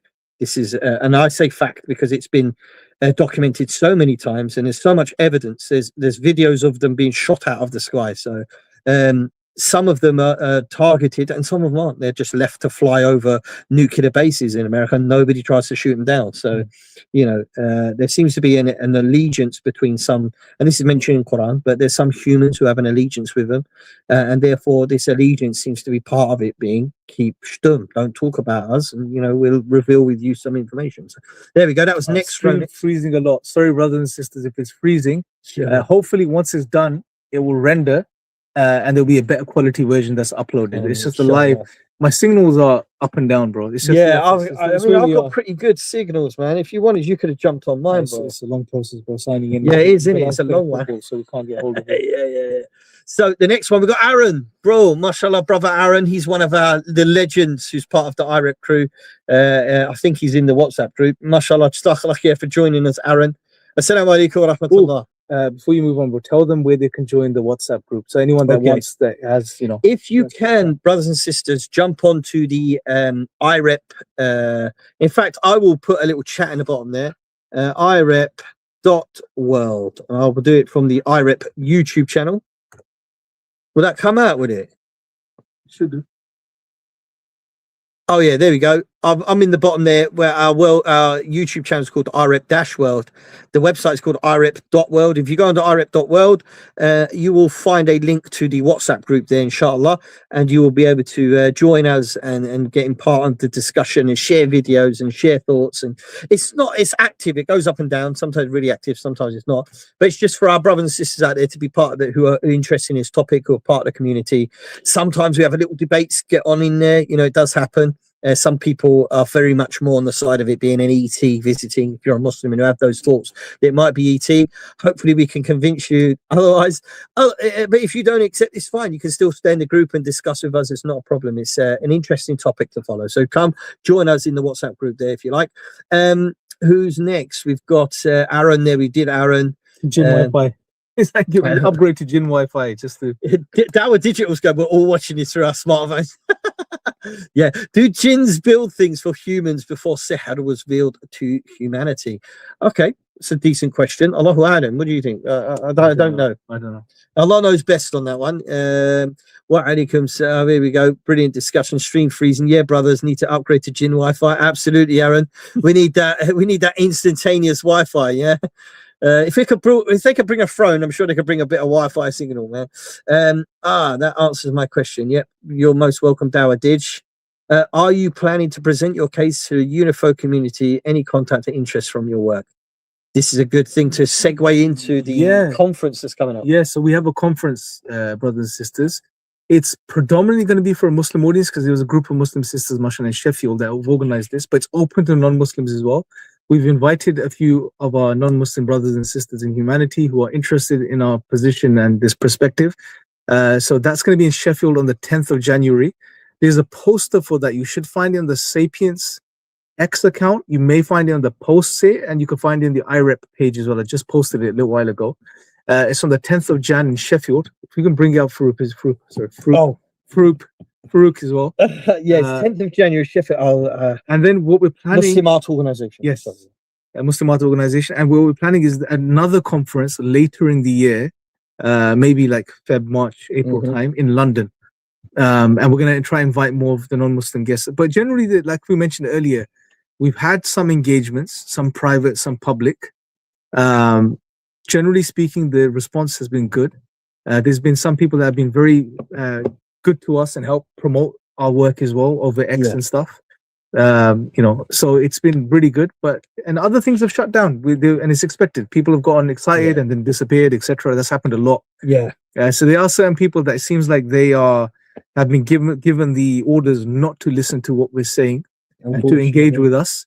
That's all I can assume based on how many times we've been shut down, basically, which is fine. We'll keep pushing and promoting this stuff. This is why you guys sharing these videos, you know, getting the booklet, leaving a comment on Amazon, all of this is going to push this narrative forward and hopefully get this message out to more. We have to say this though, apparently, and this isn't just meager speculation. There is some evidence for this, but people on the inside tend to be from one of two main groups. Not all of them, but there are some Christians. Absolutely, they call them the Collins elites, and you know we would see them as more in line with what we sort of think about it.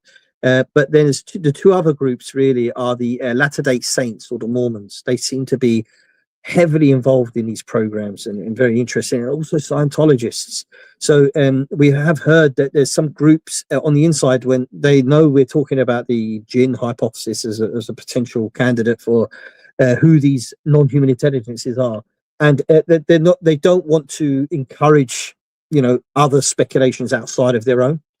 They're very reserved about their beliefs. You know, they don't really talk about their own beliefs. They kind of keep it in the realms of science. But as the topic becomes more not confirmed, but as disclosure becomes more of a reality, I think the question of what these things are is what's going to come up. And we have a very strong hypothesis. And I think that's where some other places lack, isn't it? Having an actual clear, concise mentioning of what they are. They can speculate that it's angels, and some of them do, or they speculate that it's demons, and some of them do, but they don't have that answer for the benign, non-angelic creatures that visit. So yeah, we have that answer. So I think that's kind of why we do get the kibosh hitting us.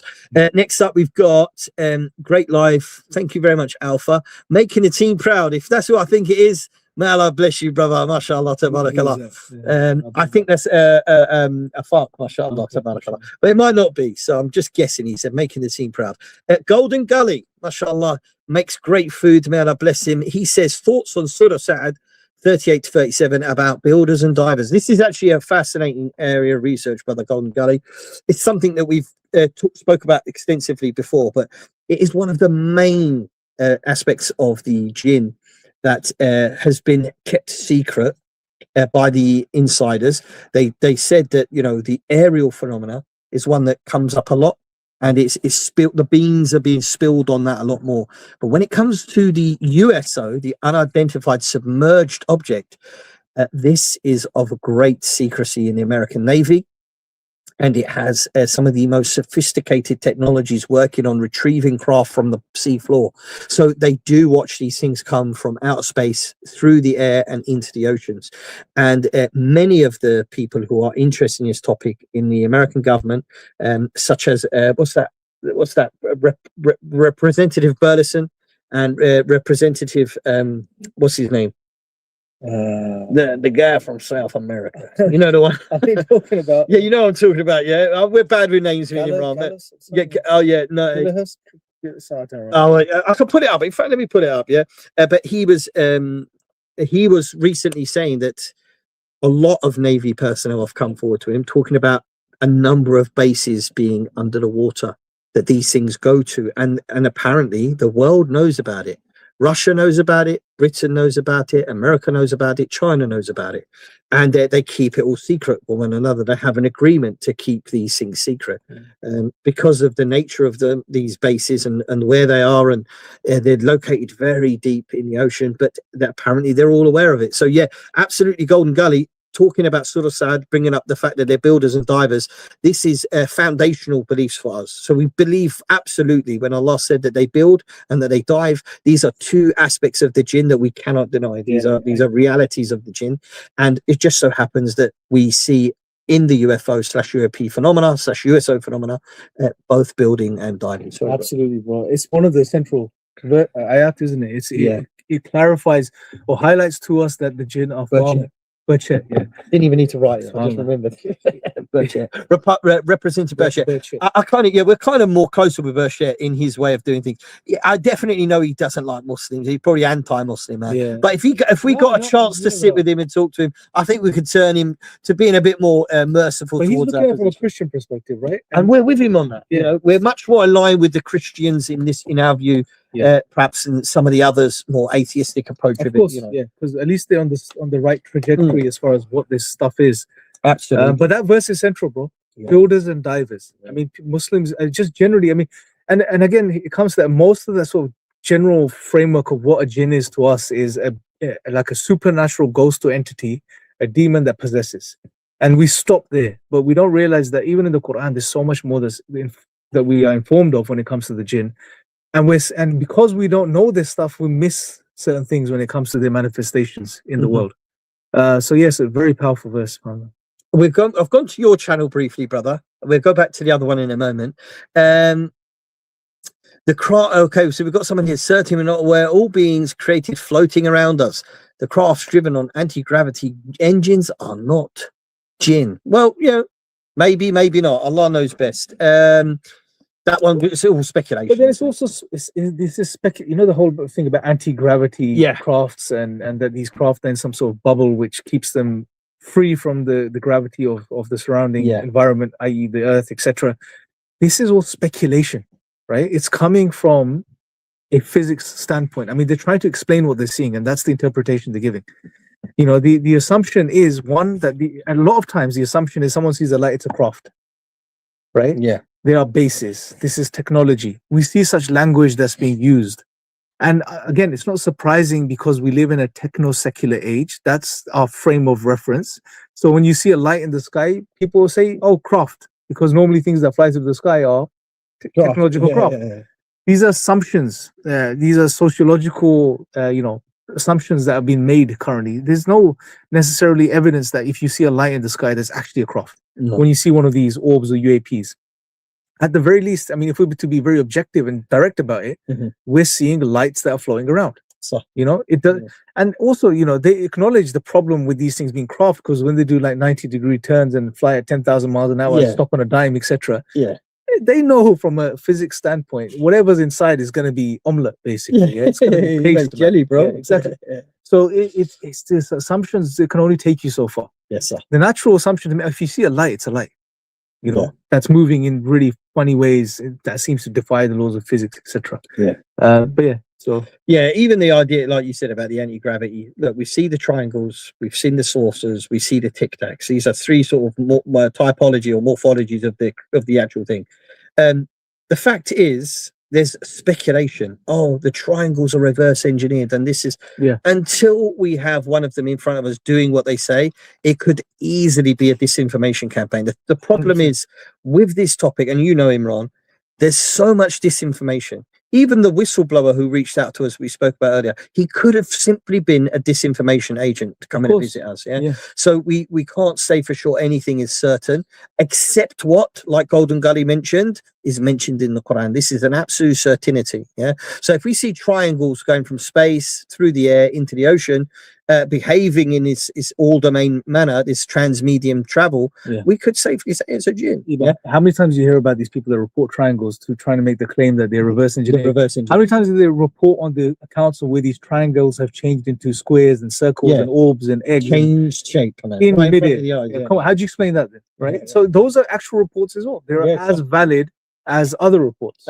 And most people don't hear about these, right? These supposed physical craft are shifting shapes in midair. And imagine your job is to be counterintelligence. You would want your enemies to think that whatever's flying over their secret bases is yours. We've reverse engineered this thing, and so people start believing, oh, this American tech has been reverse engineered. It's a great way to build cover and to shake up your enemies, thinking, we've got to be careful with these guys. They know, they've got this technology, when in reality, it's not even yours. Okay, here I have a question: are the entities people see and interact on psychedelics like DMTs, like DMT, jinn? This is a question. This is a common question as well. I'll be honest, Shakhi, I've had debates with some brothers on this topic. My own personal thing is, you cannot possibly know for sure what is happening when you're on DMT. The reason you can't, even if it is repeatable, that you take it, you see these things, they tell you things, and this and happen, and it happens. What is stopping? What is happening? Could simply be explained that you're tuning into an ongoing TV channel in another dimension. It's that ridiculous, because everybody sees the same thing and they have similar experiences. It doesn't necessitate that it's another creature visiting you. You are simply opening yourself up to something which you don't understand. The jinn could make these things happen to you or show themselves in that way, absolutely. Or it could be something less than that. It's simply that you're like tuning into a type of frequency that your brain is creating this thing each time that you do it.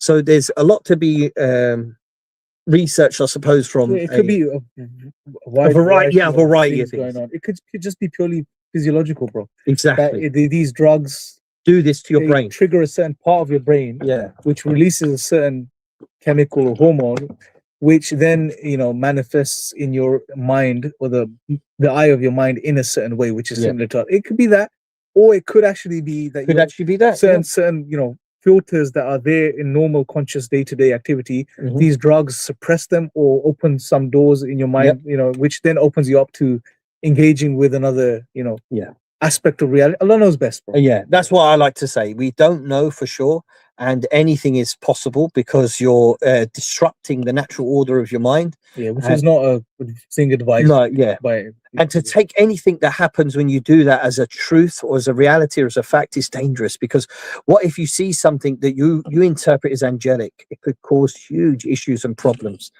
Because we know the nature of the jinn is to misguide and misdirect and trick, and all it takes, and a lot of people who take these illicit drugs come out of it in a euphoric manner, and they say it's changed their life and it's made them a better person, and they see it as almost a divine intervention of some description. So it's very dangerous, brothers and sisters. I can't stress enough, don't get involved in that sort of thing. That, and don't get involved in practicing CE5 and other protocols to reach out to these things. We had a woman, do you remember? Do you want to tell the story? There was a non-Muslim lady who reached out and said, look, I was engaging in listening to some tapes, which were, some sort of training on how to engage in a higher plane or whatever the thing was. And when she started doing this, she started to encounter these beings and entities in her house, and they were troubling her and her kids. And you spoke to her and you gave her some things to play in her house from the Quran, etc. And I think it had a positive effect, alhamdulillah, right? And then contact was cut. And then we cut, Even recently, the brother that told us, he was, during COVID lockdown, he was engaging in practicing CE5. He was bored, and he started to see orbs and lights in his house and outside of the house. And he has kids, and he was worried about it. And then what he did was he started playing the Quran, reciting Quran in the house, and it slowly died down. Alhamdulillah. So you see, these are case studies where a guy engages in CE5, sees UAP, in what they were referred to as UAP, orbs, metal spheres, lights in the sky, lights in his house, etc. And then he plays Quran, recites Quran, and this stuff goes away. Again, I mean, what goes away like that? This is a type of ruqya. It's a type of removing jinn. So point being, don't engage with this stuff. Don't mess around with this stuff. You don't want to be doing that. And like we said, the objective of us covering this topic, like we've known this. You've known this for over maybe 2-3 decades of your life, right? You didn't go public with this stuff. No. I've been looking into this for at least 5 years or so, right? We didn't go public. Even when we started talking, we didn't go public. No, we didn't. We waited until it reached the critical mass point where it was, though, wasn't it? Like everyone's talking about it. There's congressional hearings. There's people saying, "Oh, it's going to affect religion. It's going to impact religion." Okay, no, it's not. We're going to speak about it and we're going to put it out there. And if anything, it's not only that this stuff doesn't affect Muslims or Islam if understood, but Islam has some answers for people that you're not going to find outside of Islam. You're not going to find them. You're not going to find them through physics or philosophy or anything other means when it comes to this reality of these entities. But yeah, don't. So the balance here, bro, and again, maybe you can articulate this better. Like we said in the beginning, there's no harm in studying the topic of the jinn, because this is something Allah speaks about and encourages us to study, but study in a way that's beneficial to you. So learn the tricks and ploys of shaitan and learn how to protect yourself against these things. Don't go down unnecessarily rabbit holes just for the sake of it, where you're trying to contact these beings, do these protocols, all of this stuff, because you're not going to achieve nothing by it. But also realize this is a powerful means of dawah. You'll realize more and more people online are talking about this stuff, engaging in this stuff. You can give them dawah through this. You can teach them about the jinn and how it relates to the phenomenon, etc. But just be careful, because it is one of those things. Sorry. And if you'd like to learn a bit more about how to engage with people and talk and do the da'wah as it was, get involved with IREP. Jump on to our website, irep.world, go on there and you can join our WhatsApp groups. And nothing's free, everything's free. We're not charging anything for anybody, right? Even the stuff we're going to do in the future and the booklet and things like that, it's all going to be just a cost. We're not in it to make money. We actually want to help people. If you have had a lifelong experiences with these things, you had abduction phenomena when you were younger, it's quite common in children, and I say common, like it's not common, but you find more children are being abducted than adults, shall we say. So if you've had those sort of phenomena throughout your life and you want to talk to people about it and come to terms with it and understand it, please reach out to us. You know, these are things that we also want to discuss with our brothers and sisters, as well as non-Muslims. You're a non-Muslim and you've had those experiences and you're trying to come to terms with it. Reach out to us. We want to talk to people and and figure out a way to help understand it, because it can be a lifelong thing where they come back to you over time. Yeah. And that's a beautiful point, bro, because not always do jinn manifest in the form of possession, Not always, or waswasa, right? And the problem is that if you don't recognize how else they may present themselves to you, you may not seek out help or a remedy because you haven't experienced the typical signs, right? So it's important to, because it may be that someone doesn't get a possession, but their attachment or possession type is where they're seeing lights and orbs and all of these types of abduction type phenomena. And I think it's important to make those links, bro, so people can be aware. Missing memory, we call it missing time in the UFO world, but missing memory in the Islamic world. The jinn have some sort of way of affecting your memory. They can affect your dreams as well. Sometimes you think you had a dream and it was reality, or sometimes you think you was in reality when it was actually a dream. Shaykh al-Islam Ibn Taymiyyah talks about it as well, how people said that they were pulled through the walls of their house, you know, in an abduction phenomenon. And they said, and I would become confused and I'd find myself outside later on, like after time has passed. So that missing time and being taken through solid objects and things, these are all phenomena that the jinn seem to, you know, manifest on human beings. So if you're suffering with anything like that, or you're struggling, or you did reach out and you did something wrong, you know, that you did do some of these protocols and you feel bad about it, come talk to us. We do the best we can to help you, inshallah ta'ala. We take a few more questions, bro. We roll up. We've got one quick question here. It's a quick answer as well. Which battle is fiercer? Muslim humans vs devil humans, or Muslim jinn v devil jinn? Allah knows best, man. We're pretty ferocious when we drop our atom bombs on, you know, Nagasaki and such. So, but yeah, Allahu a'lam. They definitely fight between one another. We know this from the hadith as well. So may Allah give victory to the ummah of Muhammad, whether they be man or jinn. What else we got here? We've got, how much of UAP jinn encounters are visually planted by the jinn? Can they visually plant things in humans, do you think? Oh, great question. Ibn Taymiyyah mentions this. Absolutely. Create almost illusions or visions in people's minds. And they can see, you know, show them things, etc. So some of this stuff may just be a visual distortion more than a reality of being taken somewhere. So it could be a whole spectrum. You're right in saying that. And I think that needs a lot more effort in answering correctly, but absolutely, they do. And it's a very bizarre thing. So understanding their world, we can't really fully, but definitely they have some sort of manipulation of the mind and things that we see. Will we be able to see the jinn in their true form in al-akhirah? I believe so, yes, because there's a report. The strength of the report is in question, but that report does say that the human beings will see the jinn in al-akhirah the way that the jinn used to see the humans. So the jinn will not be able to see us in al-akhirah the way that we can't see them in the dunya. So it'll be a role reversal. But with that in mind, yes, it's more than likely we're going to see them in the form that they're going to be in Jannah. So we're going to be in a different form in Jannah, and they too will be in a different form in Jannah. One question that's missing, and it's right there, bro. Oh, which one? It's that one there. The bottom one. Jinn, human offspring. You know what? This has been on a hot topic this week, hasn't it? Put the disclaimers out. It has been a hot topic, bro. It came up yesterday as well. Yeah, it's a hot topic. So, are humans superior to jinn? If yes, how? Okay, that's a spectrum question, right? So I think the answer to that wouldn't. There's not much benefit in knowing either way. So, what do you mean superior? Do you mean in which way? Yeah, in which way? Like who's better? Yeah, running the planet Earth. Humans. Allah made us the viceroy. He gave us a responsibility over the jinn. So we are special creation. We're different. We're different. That's a good thing of saying it. The comparison, I don't think, but I think there's misconceptions out there that the jinn are they're stupid, or they're not intelligent, and there's this stuff out there. Correct. And my response normally to that was the dalil for the fact that they are intelligent is the fact that Allah addresses them in the Quran. So if the Quran is cognizant to them, they can understand the Quran. That means that they have a level of intelligence. that they heard the Prophet ﷺ, they heard the Quran, they accepted it, and they carried it back to their tribes. You can't say such beings that have the ability to understand revelation from Allah are not intelligent.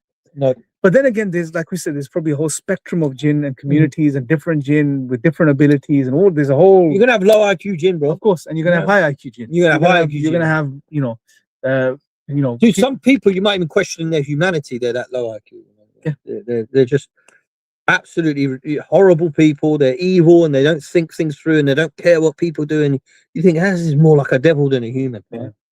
And likewise, you're gonna have jinn who people may see them as so beautiful and kind and nice and helpful. You see them like an angel. They're not.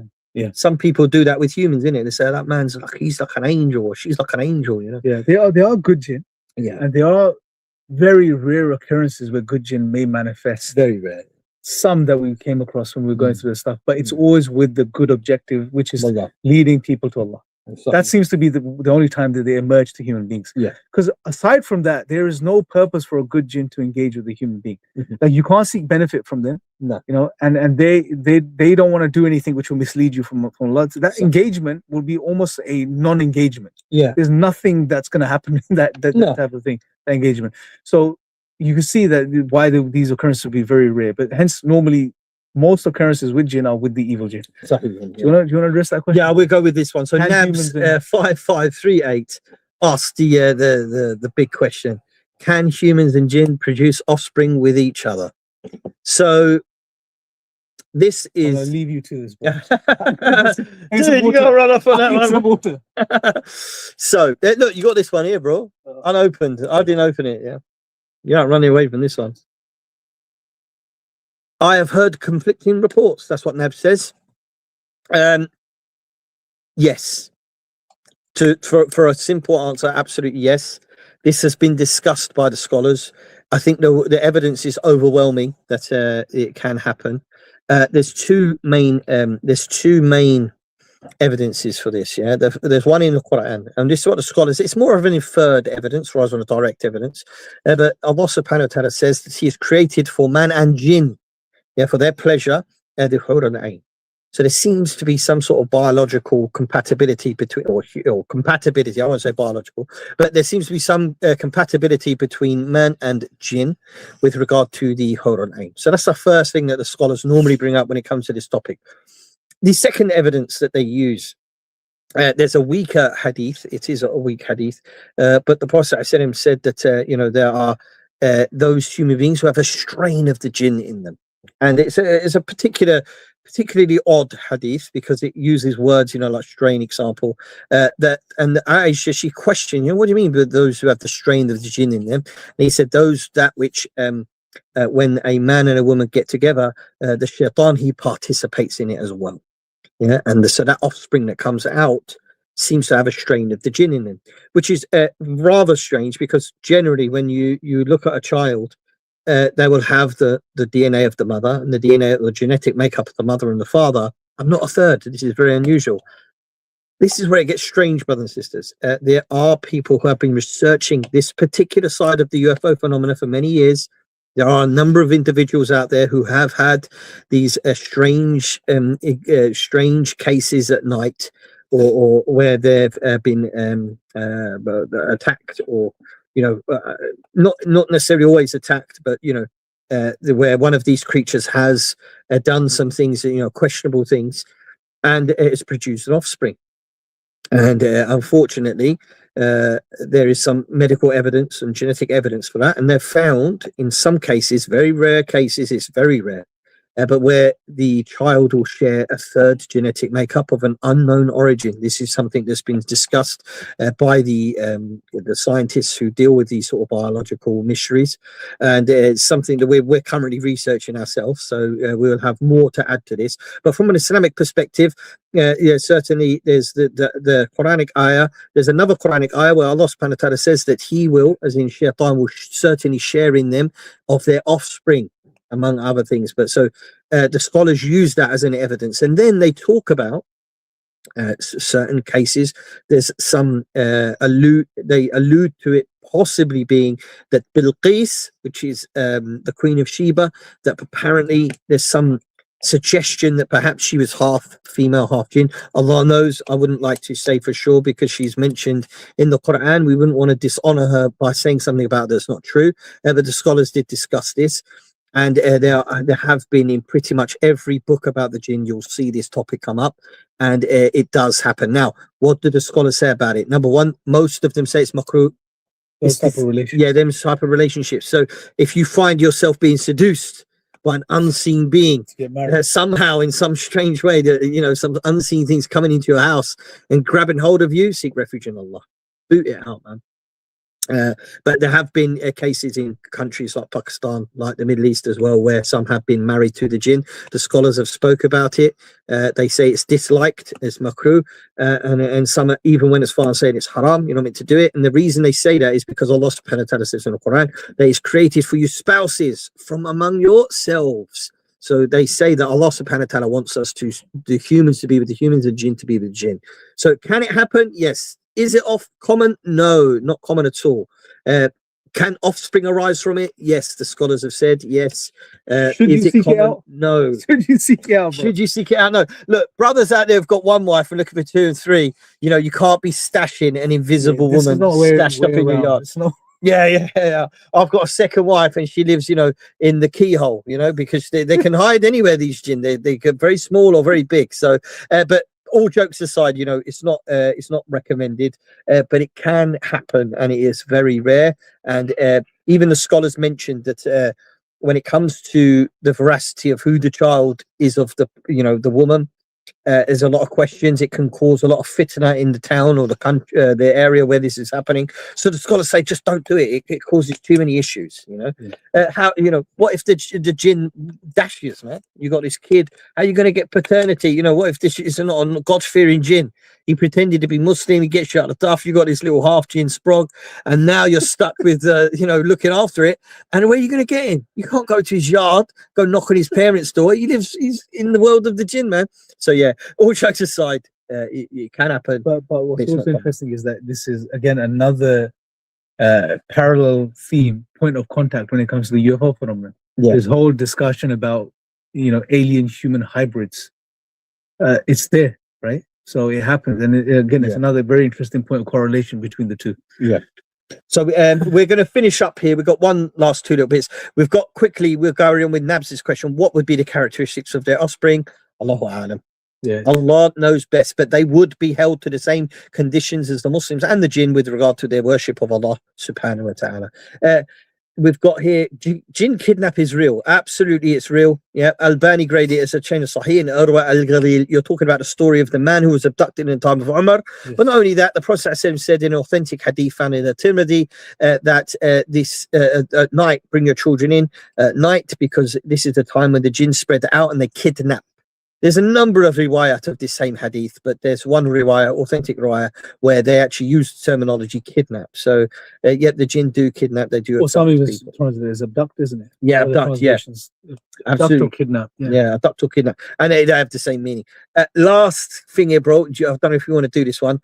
Next Rocks kind of wanted to push back a little bit about what we said. They've said, because if they are equal to us in all aspects, except physically, then jinn are superior, because they're made from fire, and they can transport fast and transform, etc. Next Rocks, you're coming like you are one of the jinn. You're trying to push the idea. This is what Iblis said. I'm made of fire. Huh? No, I'm only joking. With respect, I think there's assumptions there. It all boils down to what we see as a superior quality, you know, in creation. You know, so if you see, and some, again, the grass is, you can say the grass is greener on the other side. You think about jinn can fly, they can move very fast, they can do X, Y, Z, and we would, from our perspective as human beings, see that as something amazing, which it does seem like from our perspective, because we can't do those things, and therefore we think them as superior abilities. Yeah, but it's not necessarily the case. It's like, how do you define what's superior? I would argue, if you look at the Quranic narrative and the way Allah speaks about Adam and the human race, you would say that the human beings are superior from that perspective, because they're the vicegerents. They've been given the role of vicegerent upon earth. This is exactly what Iblis didn't like, that the human was given this type of superiority over him when he was made of fire, etc. So again, it's about defining what we see as superior. Sure, they may be superior when it comes to certain abilities, You know, like for example, to fly through the air, we can't. At least some jinn can do that. But then you could say that those jinn are superior to other jinn that can't fly through the air. Right? Yeah. So it's all about how you define what's superior. I wouldn't say they're equal. Allah knows No. best, but it seems like from when you read the Quran that the human beings, when Allah created Adam, they were positioned as the superior being simply the fact that Allah created Adam with his own hands and sent him down as a viceroy upon earth. And that was exactly why Iblis hated Adam and didn't like Adam, right? So, you know, he wants, again, he in a way wants us to believe that what he has, his abilities, his nature is superior. That's what he was arguing, yeah, in front of Allah. But the reality is that's not the case. But that's not to say, again, that they are dumb or stupid or inferior or they have no abilities. No. They have vast abilities and powers and etc. But again, they're still created beings. Yeah.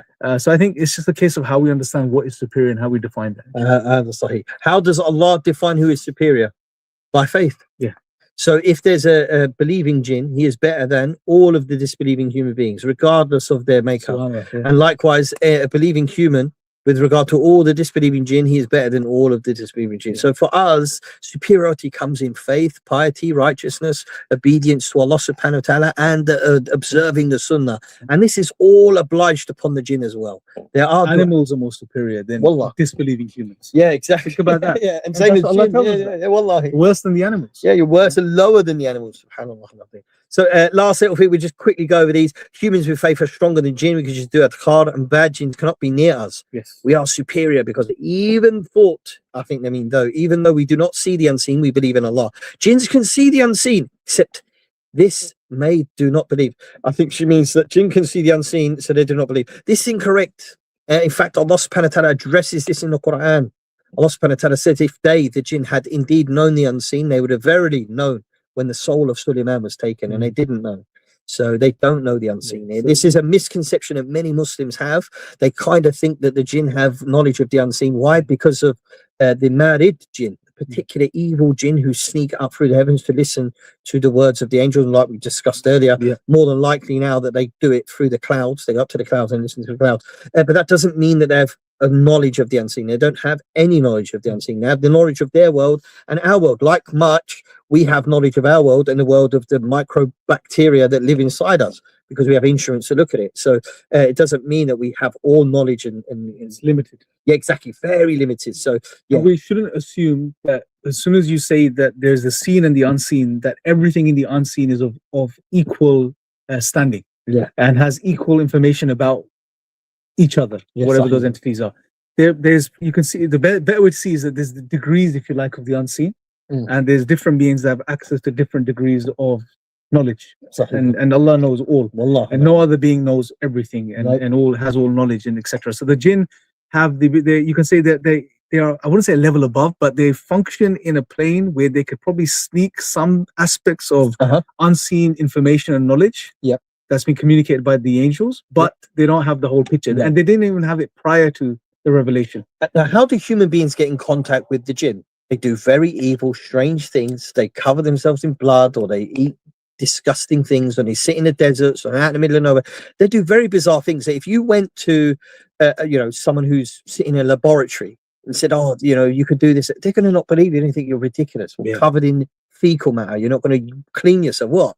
It's disgusting. Yeah. It may be that among the jinn it's something similar. There's that they hear these stories of these so-called jinn who travel up to listen to the angel, and I think this is nonsense. What are you talking about? Yeah, but Allah talks about magic as it's true in the Quran, and Allah subhanahu wa ta'ala talks about these jinn as it. So there'll be maybe some jinn who reject this idea. What, jinn who listen to angels? I don't believe in the angels. So there could be atheist jinn who don't believe in angels. It doesn't mean that because some of them travel up to listen, that all of them do it. This could be a very small group of the jinn, just like the people who get in contact with the jinn among human beings are a very small number. So yeah, and you have to apply the same perspective we have with regard to things to the jinn. They're not that much different in that perspective. Yes. And it seems like that there's jinn of different kinds. There's a process of there's three kinds, ones that fly through the air, ones that come and go, and ones that come in the form of dogs and snakes. Yeah. The immediate assumption is that there's different jinn that have different abilities. Yeah. So you're right. Some could fly through the sky, go up to the clouds, etc. Yeah. The others probably are land based, and they can't do exactly that. Yeah. So there may be a lot of variance. I would even think that there's probably more variance amongst the jinn than there are amongst human beings. even more so, and maybe even more grandiose as well. Yeah. So Hence Jazakallah explaining the khair. different types of manifestations. Yeah. Poltergeist, Bigfoot. Bigfoot one's a good one, man. We'll have to do a whole one on Bigfoot one day, brothers. We can wrap up now, bro. I think we should wrap up. Let's wrap up. We've got Mimi just saying, "Oh, it's frozen." Yeah. Fun fact: when I was a child, my family used to watch the X-Files. I was so afraid of angels. Now there's a possibility that actually Jinn sounds funny to me.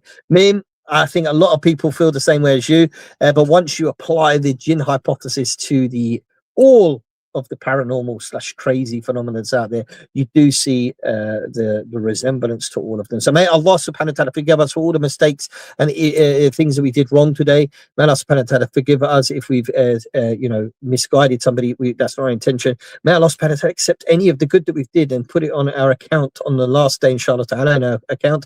If you think this has benefited you or you could possibly benefit anybody you know, please share and please follow us on our social medias. It's not for numbers or for clout or anything like that. It's just want to get this message out there and we want to share it with people. So if you think there's any benefit in it, please do your best to share it. Jazakallah khair. I'm Faruq McDermott. Thank you very much for letting me be part of this, Brother Imran, and I'll pass it over to you now. Yeah, brothers and sisters, get if you haven't already, check out the booklet. You can download it for free on the Sapiens website, and you can get the physical copy on Amazon, inshallah. So please check it out, inshallah. Share it with people you feel it will be relevant to. And we'll speak to you guys next time, inshallah. Subhanakallah, hamdik, ashhadu an la ilaha illa anta, astaghfiruka wa atubu ilayk. Assalamu alaikum.